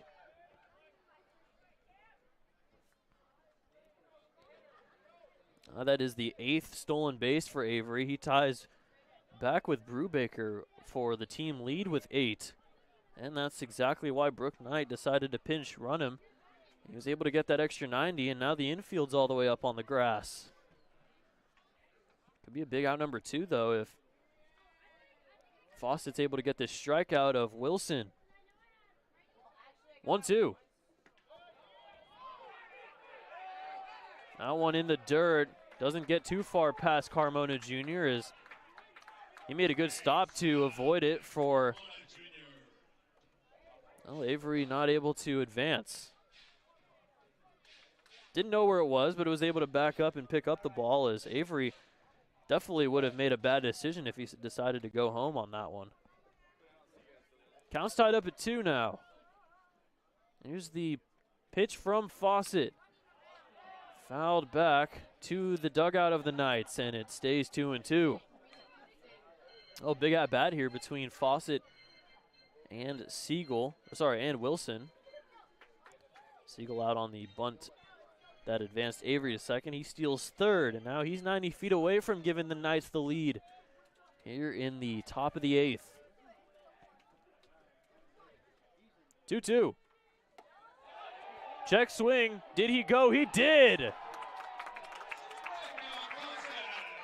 Fawcett gets Blake Wilson the swinging curveball that was up at his head. Nobody on Corvallis liked that call, as that is out number 2, a big out number 2, and the first strikeout of the season for Cameron Fawcett.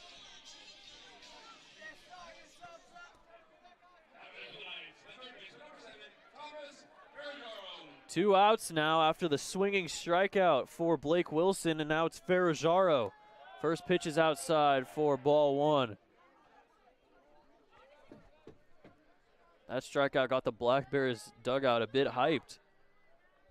A big second out for Fawcett and a call by bases umpire Lance Kreck that Corvallis did not like. Another one misses, 2-0.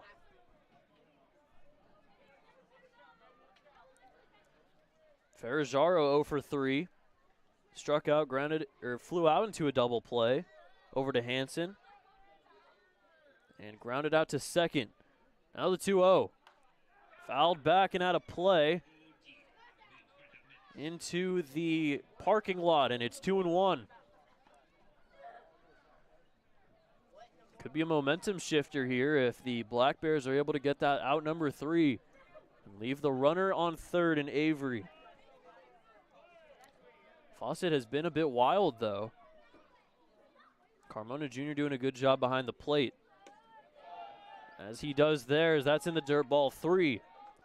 Walk here would put runners on the corners with 2 outs for, well, probably the best hitter so far this series in Gavin Brubaker.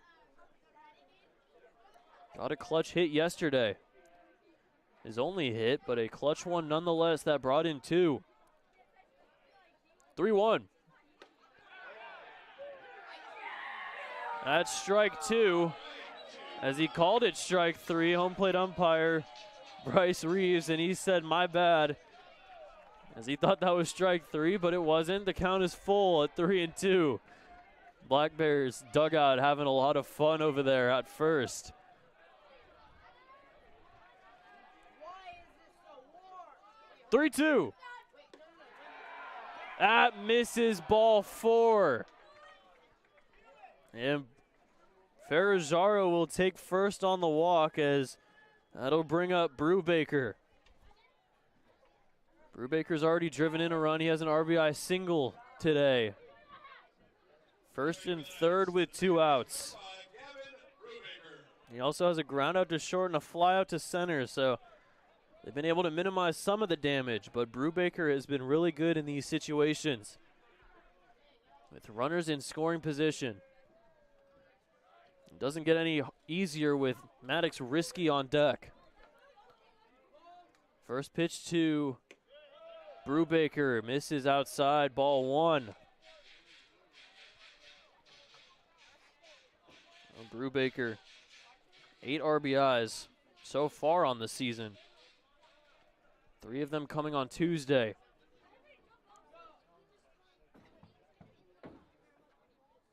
Oh, fouled, and it's 1-1. That'll be still a good debut to get a scoreless frame here for Fawcett.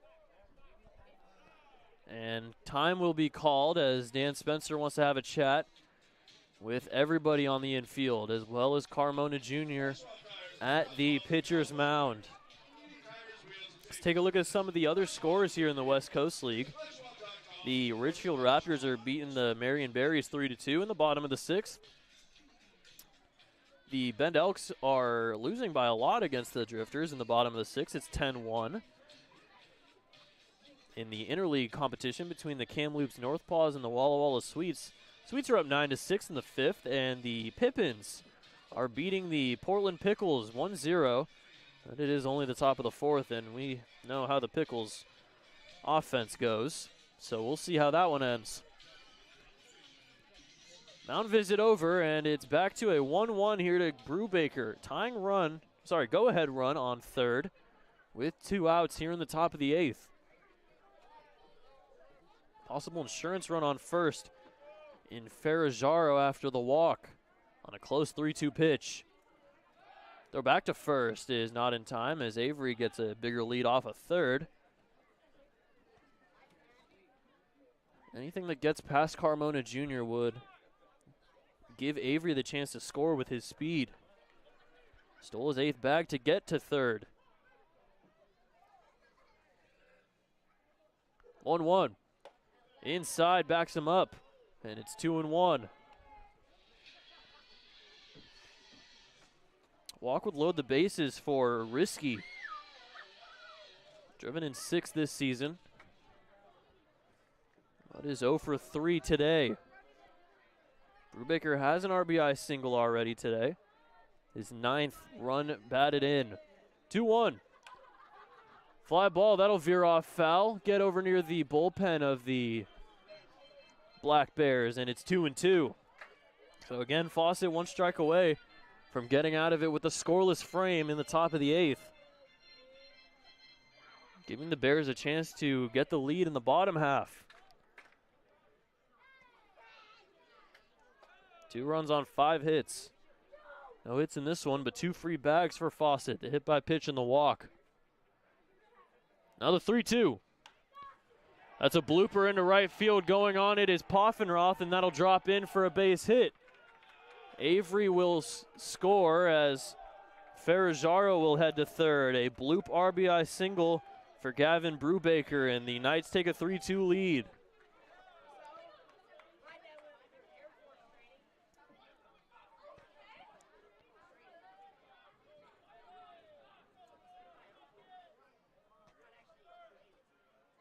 (3-2) Corvallis as Brubaker drives in the go-ahead run in Avery. Got it off the end of his bat and blooped it into right field. That's the kind of hitting you kind of need in that 3 spot. Find a way to get on it any way possible as the first pitch to Risky hits the zone for strike 1. So first and third again, Brubaker now on first, and Ferrajaro, after the bloop single, advances all the way to third. So now the Knights looking for some insurance here in the 8th. 0-1, breaking ball veers away for ball 1. Well, Brubaker now has 2 RBIs today and 10 on the season.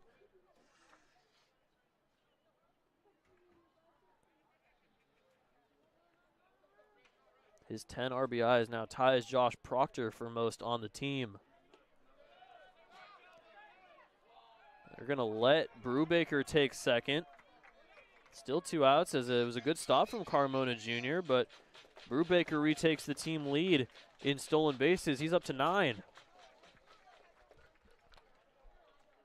And now a second insurance run stands on second. Possibility anything in the outfield could give the Knights a 5-2 lead. 2-1. That's driven foul into the netting out there. Out of the way, and it counts tied up at 2-2.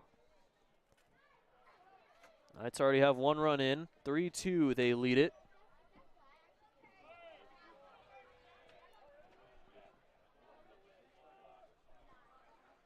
Two. In the dirt, another good scoop from Carmona Jr. He's doing a great job at stopping the wild pitches and keeping runners at bay. Doing a great job this inning behind the dish.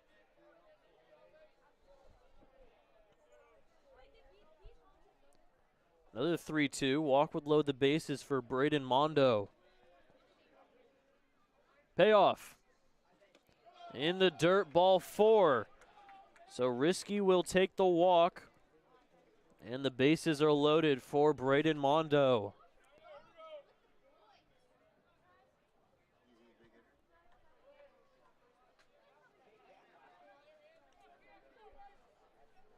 Another meeting at the mound. As a couple Black Bears are running over to the bullpen to get warmed up. Mondo has not been hitting too well this series. 1 for 9 coming into this game and is 0 for 3 today. Struck out looking against Hayden Thompson in his last at-bat. The only strikeout for Thompson is also grounded out to third and flew out to left field. Well, Mondo in a big spot here to extend the Knights' lead here in the 8th. Possibly put it out of reach for a Black Bears offense that has been struggling. First pitch from Fawcett is fouled up and away on the right side. Foul. And it's 0-1. Well, it looks like Jacob Marquez will be the catcher for next inning for the Knights, as Hazen and Rios are both out of the game. So we'll see who comes in at first. Swung on and missed, and it's 0-2. Foul tip on that one. Fawcett can get out of this with just the one run. Gives a chance for the Black Bears offense to try and put something on the board and tie the game.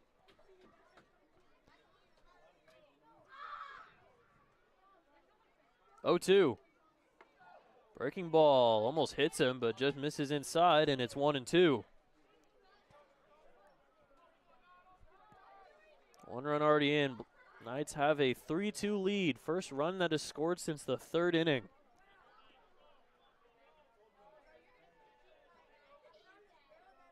One, two. That gets past Carmona Jr., but it has a nice hop off of the. Here, throw to home, and they got him at home. So the throw, Carmona Jr. tries to throw it, and it gets released out of his hand, and Ferrazzaro tries to take home. It doesn't work as they make a nice recovery to get out number 3, but a run does come in to score. And the Knights have a 3-2 lead.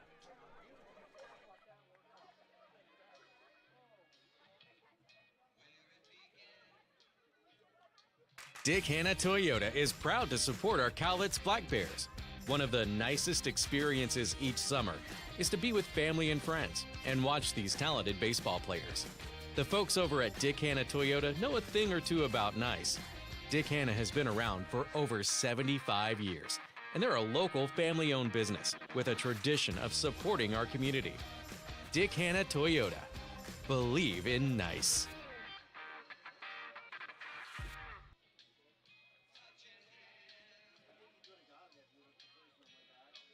Your poor wallet. It gets misplaced, sat on, and abused by outrageous car payments.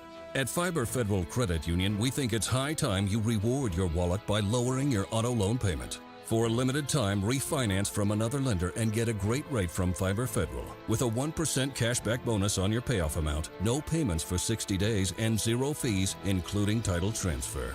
Refi your ride, reward your wallet at Fiber Federal. We're kind of like a family, only we're a credit union.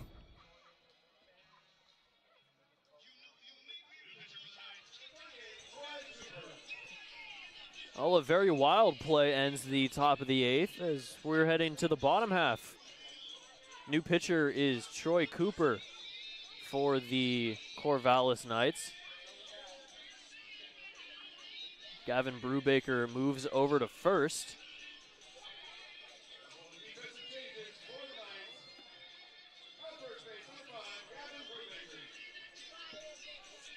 A lot of defensive changes for the Knights. Marquez behind the dish, Brubaker at first. Brooks Avery is at second now. So everyone's moving. Well, Troy Cooper will face the top of the lineup. He's only made one appearance so far this season, 2 innings against Springfield back on Monday. Didn't give up a run on 2 hits, didn't walk anybody, and struck out 1.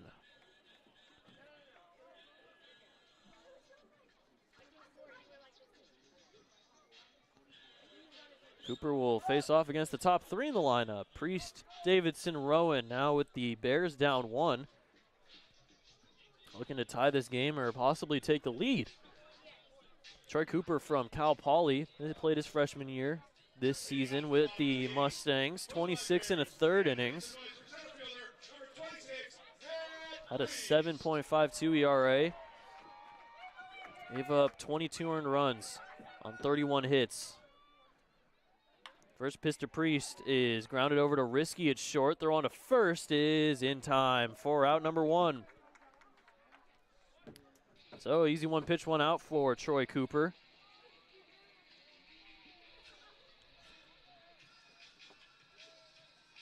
Cooper from Stevenson Ranch, California, went to Hart High School. His senior season had a 1.32 ERA and 74 1/3. Very good stats for Cooper, and that's why he went to Cal Poly, which his teammate Kalsbeck pitched on Tuesday. He mentioned that that team made it to the regional after winning the Big West tournament. First pitch to Davidson's outside for ball one, and now 1-0 pitch. It's the outside half for strike one. Sun's coming out again as the clouds, while dark, don't seem to pose too much of a threat of rain before this game is over. 1-1. Ripped foul off to the right out of play, and it's 1-2. Davidson 0 for 3. Fly out to center, grounder out to first when Zach Johnson was still pitching, and a fly out to left. 1-2. Breaking ball misses low, and it's 2-2.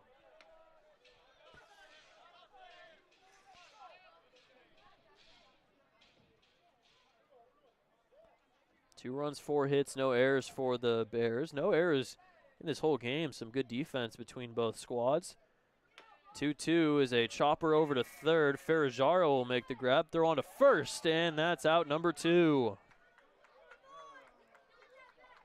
2 outs here in the bottom of the 8th, and that'll bring up Trenton Rowan.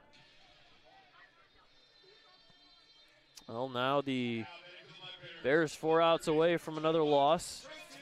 4-11. This is a definitely more doable comeback than the last couple days. They did come back from down 5 in the 8th back on Tuesday, but ended up losing that one by 3.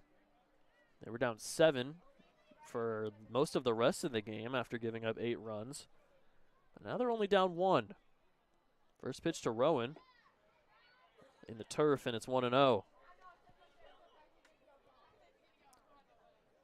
Rowan has driven in one of the 2 runs for the Bears on a sac fly. Also got hit by a pitch in his last at-bat. One of the 2 base runners allowed by Kaufman as that one hits the zone for strike 1. Also flew out to center, back all the way back in the first, which right now is 2 hours ago. We're at exactly 2 hours into this game. It's been a quick one. 1-1. Breaking pitch veers inside, nearly hits Rowan, and it's 2-1. Well, the most innings that Cooper pitched in a outing was 5 for Cal Poly against Santa Clara, where his teammate Thomas Ferragaro went this season on April the 15th. Through 5 scoreless. Grounder over to third. Ferragaro, speaking of, over to first for out number 3. So the Bears go down in order, 1, 2, 3. As Cooper throws a scoreless frame. Bottom of the 8th, we head to the top of the 9th. The Knights have a 3-2 lead. Get ready for another summer of family-friendly fun with the Cowlitz Black Bears. Rally your crew and head down to David Story Field for delicious food and drinks, affordable entertainment, and unforgettable memories. The Black Bears can host your group, business, friends, and youth sports team. Whether you're entertaining clients, treating your employees, or just looking for a fun night out with coworkers, David Story Field is the place to be. Create a summer of great memories with the Black Bears. Book your group outing today at cowlitzblackbears.com.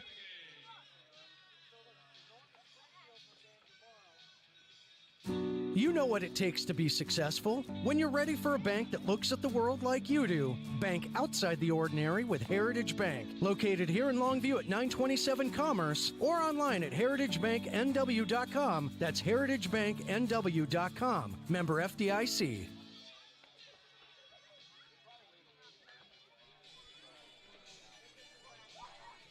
Top 9, Cam Fawcett back out there for another inning after giving up the 1 run in the top of the 8th. He'll be facing off against Mondo after the wild play got Ferragaro out at home. It was a wild pitch that got to the boards, and it seemed like mid-throw Carmona Jr. realized that he wasn't going, but he tried to stop his throw. It didn't work. Ends up throwing it into the turf over to third. Ferragaro sees that, tries to head home, and is out by about 4 steps as Rowan was right there to gather it and throw it back to Carmona Jr. Very wild play. It'll technically be called a 7-5-7, though, on the out that ended the 8th. Now Mondo back out there again as that one's inside, nearly hits him. Has him back up a little bit, and it's 1-0.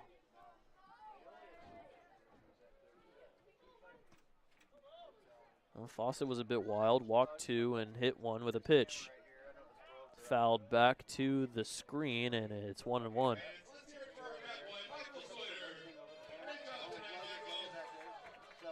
Well, Mondo has mentioned he's 0 for 3. He had a ground out, fly out, and a strikeout, so he's getting out in different ways. One of each. 1-1. Swung on and missed, and it's 1-2. Well, the Bears are going to have to try and come back this time for only one. They've been down 2 a lot in the ninth in the past few games. They've lost 5 of 6. He did go around, drop third strike as Carmona Jr. will tag Mondo. And he is now 0 for 4 with 2 strikeouts. Second strikeout of the day for Fawcett in the first out here in the top of the ninth.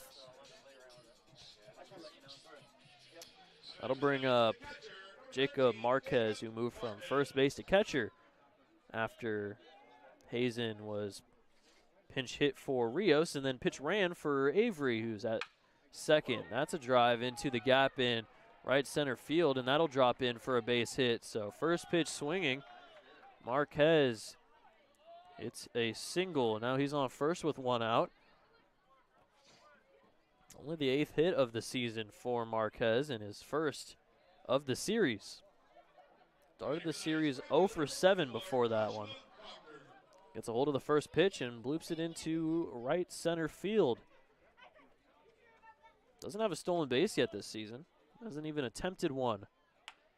Grounder over to third. Rowan will throw on to second for 1. Over to first and scooped up there by Bigby, but called safe. Proctor makes it safely, but they do get the lead runner as he makes it on the fielder's choice. And there's 2 outs with Josh on first. He's able to trade places with Marquez. He's got 2 stolen bases so far this year. Stole 11 with Maranatha in his 2025 senior season. Throw back to first, not in time. Well, Bigby did a good job at scooping the low throw by Garitano over there at first. First pitch to Brooks Avery is low for ball 1.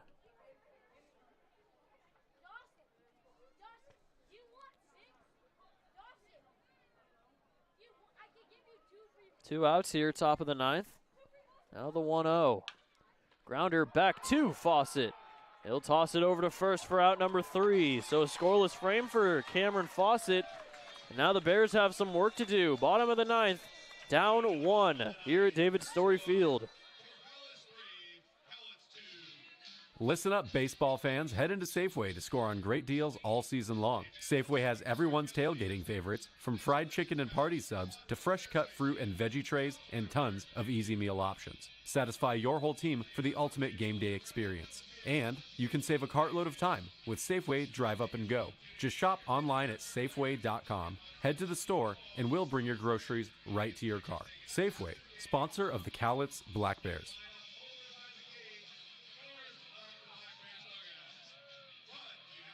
Join the Cowlitz Black Bears for a summer full of fun with $3 Tuesdays and kids and free Sundays.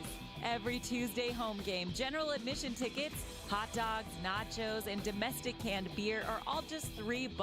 Plus, every Sunday, kids 12 and under get free admission when accompanied by an adult thanks to Peace Help and the Daily News.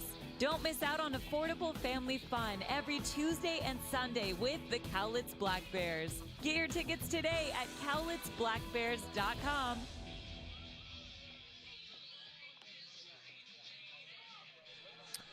Bottom 9, and the Black Bears are pretty much never really been more in need of a comeback and a victory here. They've lost 5 of 6, 0-8 at home, and now they're down 1 here to the Corvallis Knights.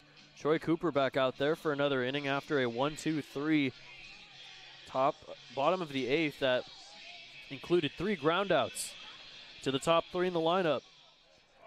It'll be Poffenroth, Sable, and Hansen the top 3 as the Bears will try to come back, tie the game, maybe win it here in the 9th.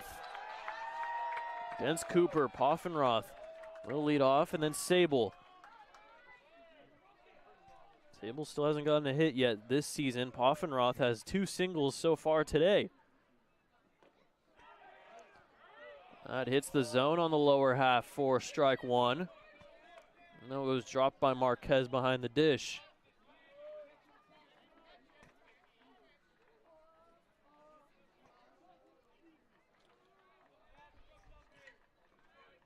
Wind's blowing left to right field as the sun sets. Now the 0-1. Check, swing, did he go? Yes, he did, and it's 0-2.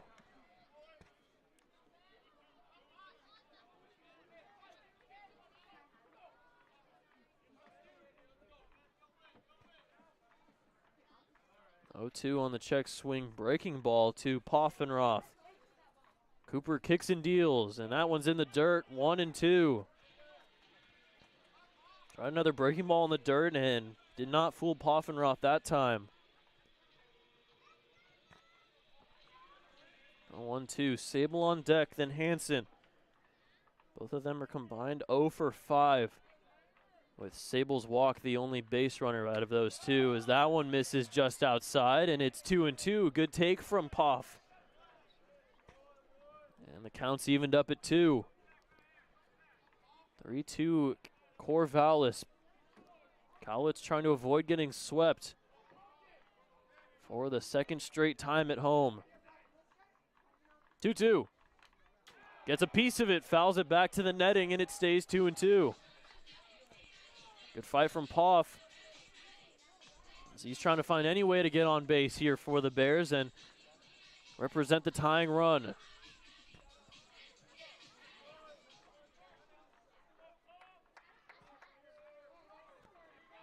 Two. Gets a piece of it again and fouls it down the third base line. Stays at 2-2. Big at bat here for Gavin.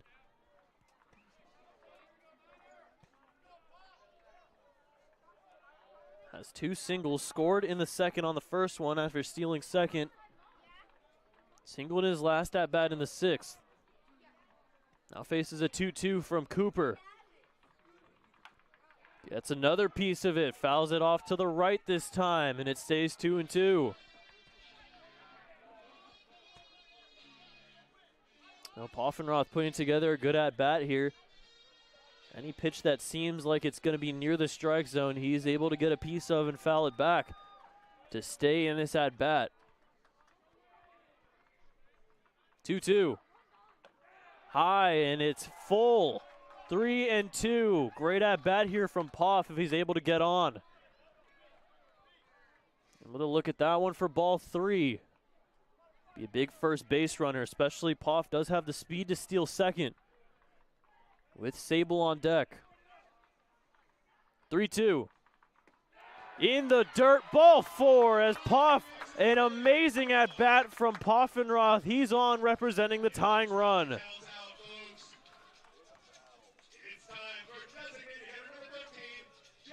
Well, Jarrett Sable will stand in with a runner on first and nobody out. Poff is the tying run. Sable doesn't have a hit yet this season. In a big spot to get his first. He has a walk so far today, a ground out and a strikeout swinging in his last at bat. Ferrajaro on third, getting ready for the bunt. That's a grounder over to short. Tagging the bag is risky. Throw to first and not in time. So they get the out at 2nd, but Sable's able to make it over to first. He trades places with Poff. And now he's on first, now with 1 out here in the bottom of the 9th for Josh Hansen.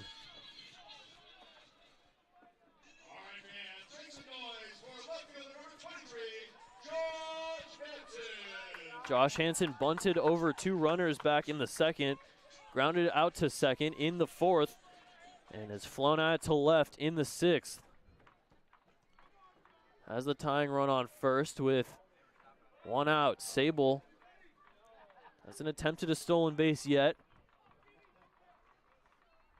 First pitch to Hansen. Hits the zone on the inside half for strike one.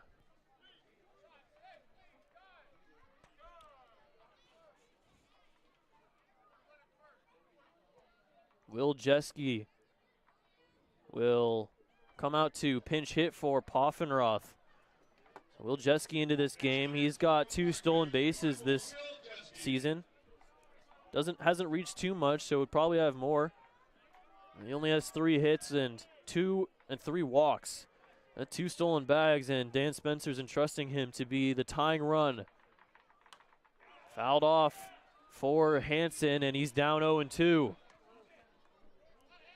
Paxton Bigby stands on deck, and then Jose Carmona Jr. 2 lefties in the lineup. If Hansen can try and get on here in any way possible for the Bears. 0-2. Swung on and missed, dropped third strike. Heading over to first is Hansen, and he will get out, and advancing to second is Jeske. First strikeout for Cooper.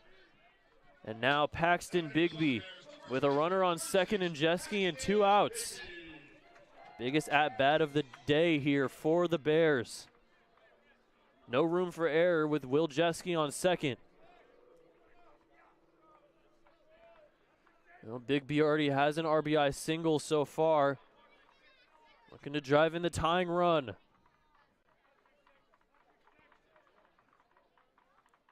First pitch from Cooper.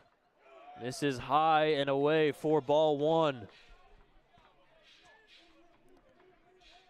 Carmona Jr. on deck, Jeske on second, Bigby in his 4th at-bat. He's 1 for 3. Has a single and 2 flyouts. 1-0. Swung at that one and buckled a little bit as he falls over, and it's 1-1.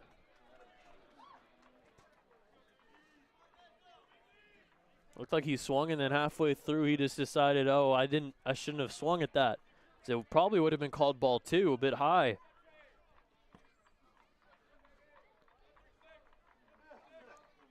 Here's the 1-1. It's a bit low, and it's 2-1.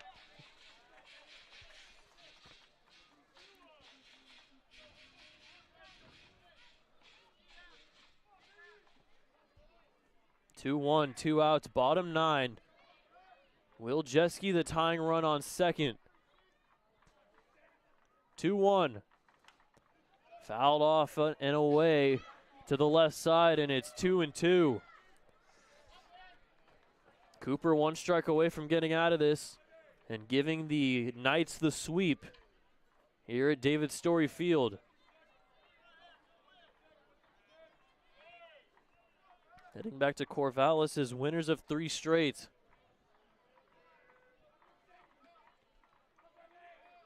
2-2.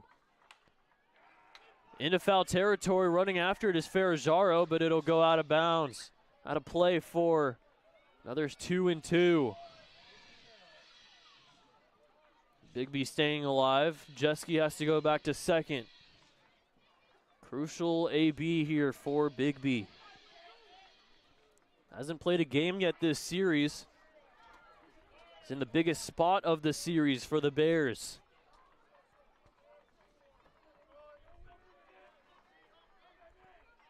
Two-two. Popped up into shallow left field. Under it is Risky, and he'll make the grab for out number 3. And that'll do it. The Bears were close to a tying game here in the bottom of the 9th, but weren't able to complete the comeback as they have now lost 6 of 7 and 0-9 at home heading into the Port Angeles series next week. Corvallis Knights sweep the Bears as they're winners of 3 straight. They're going to head home and take on the Richfield Raptors. Bears, on the other hand, will be heading to Springfield to play the Drifters in a 3-gamer. Springfield looked like they're going to be winners of 2 of 3 in Bend against the Elks. Well, Corvallis finishes with 3 runs on 7 hits, no errors, and the Black Bears finish with 2 runs on 4 hits, with no errors. So some good defense today, as no errors from either side. It's the Cowlitz offense at home that has been the reason why they haven't been able to win here at David Story Field, as they put up another struggling performance, 2 runs on 4 hits. The pitching, they did very well. Dylan Henson pitched 4 2/3, 2 earned runs. Hayden Thompson, 2 1/3 of hitless ball. A great debut for Thompson. As for Fawcett, he pitched well, gave up the winning run, so he'll be charged with the loss. Well, he still had a good debut. It's just the offense, who is dead last in average and runs scored, managed to put up only 2 runs for feels like the 3rd straight time here at David Story Field. The Corvallis Knights sweep the Black Bears. Next time is tomorrow at the Hamlin Sports Complex. It won't be on video, it'll be on the radio broadcast for a 3-gamer between the Bears and the Drifters. For everybody here at David Story Field, I'm Evan Patoka. We will see you tomorrow in Springfield for Game 1 of the 3-game series.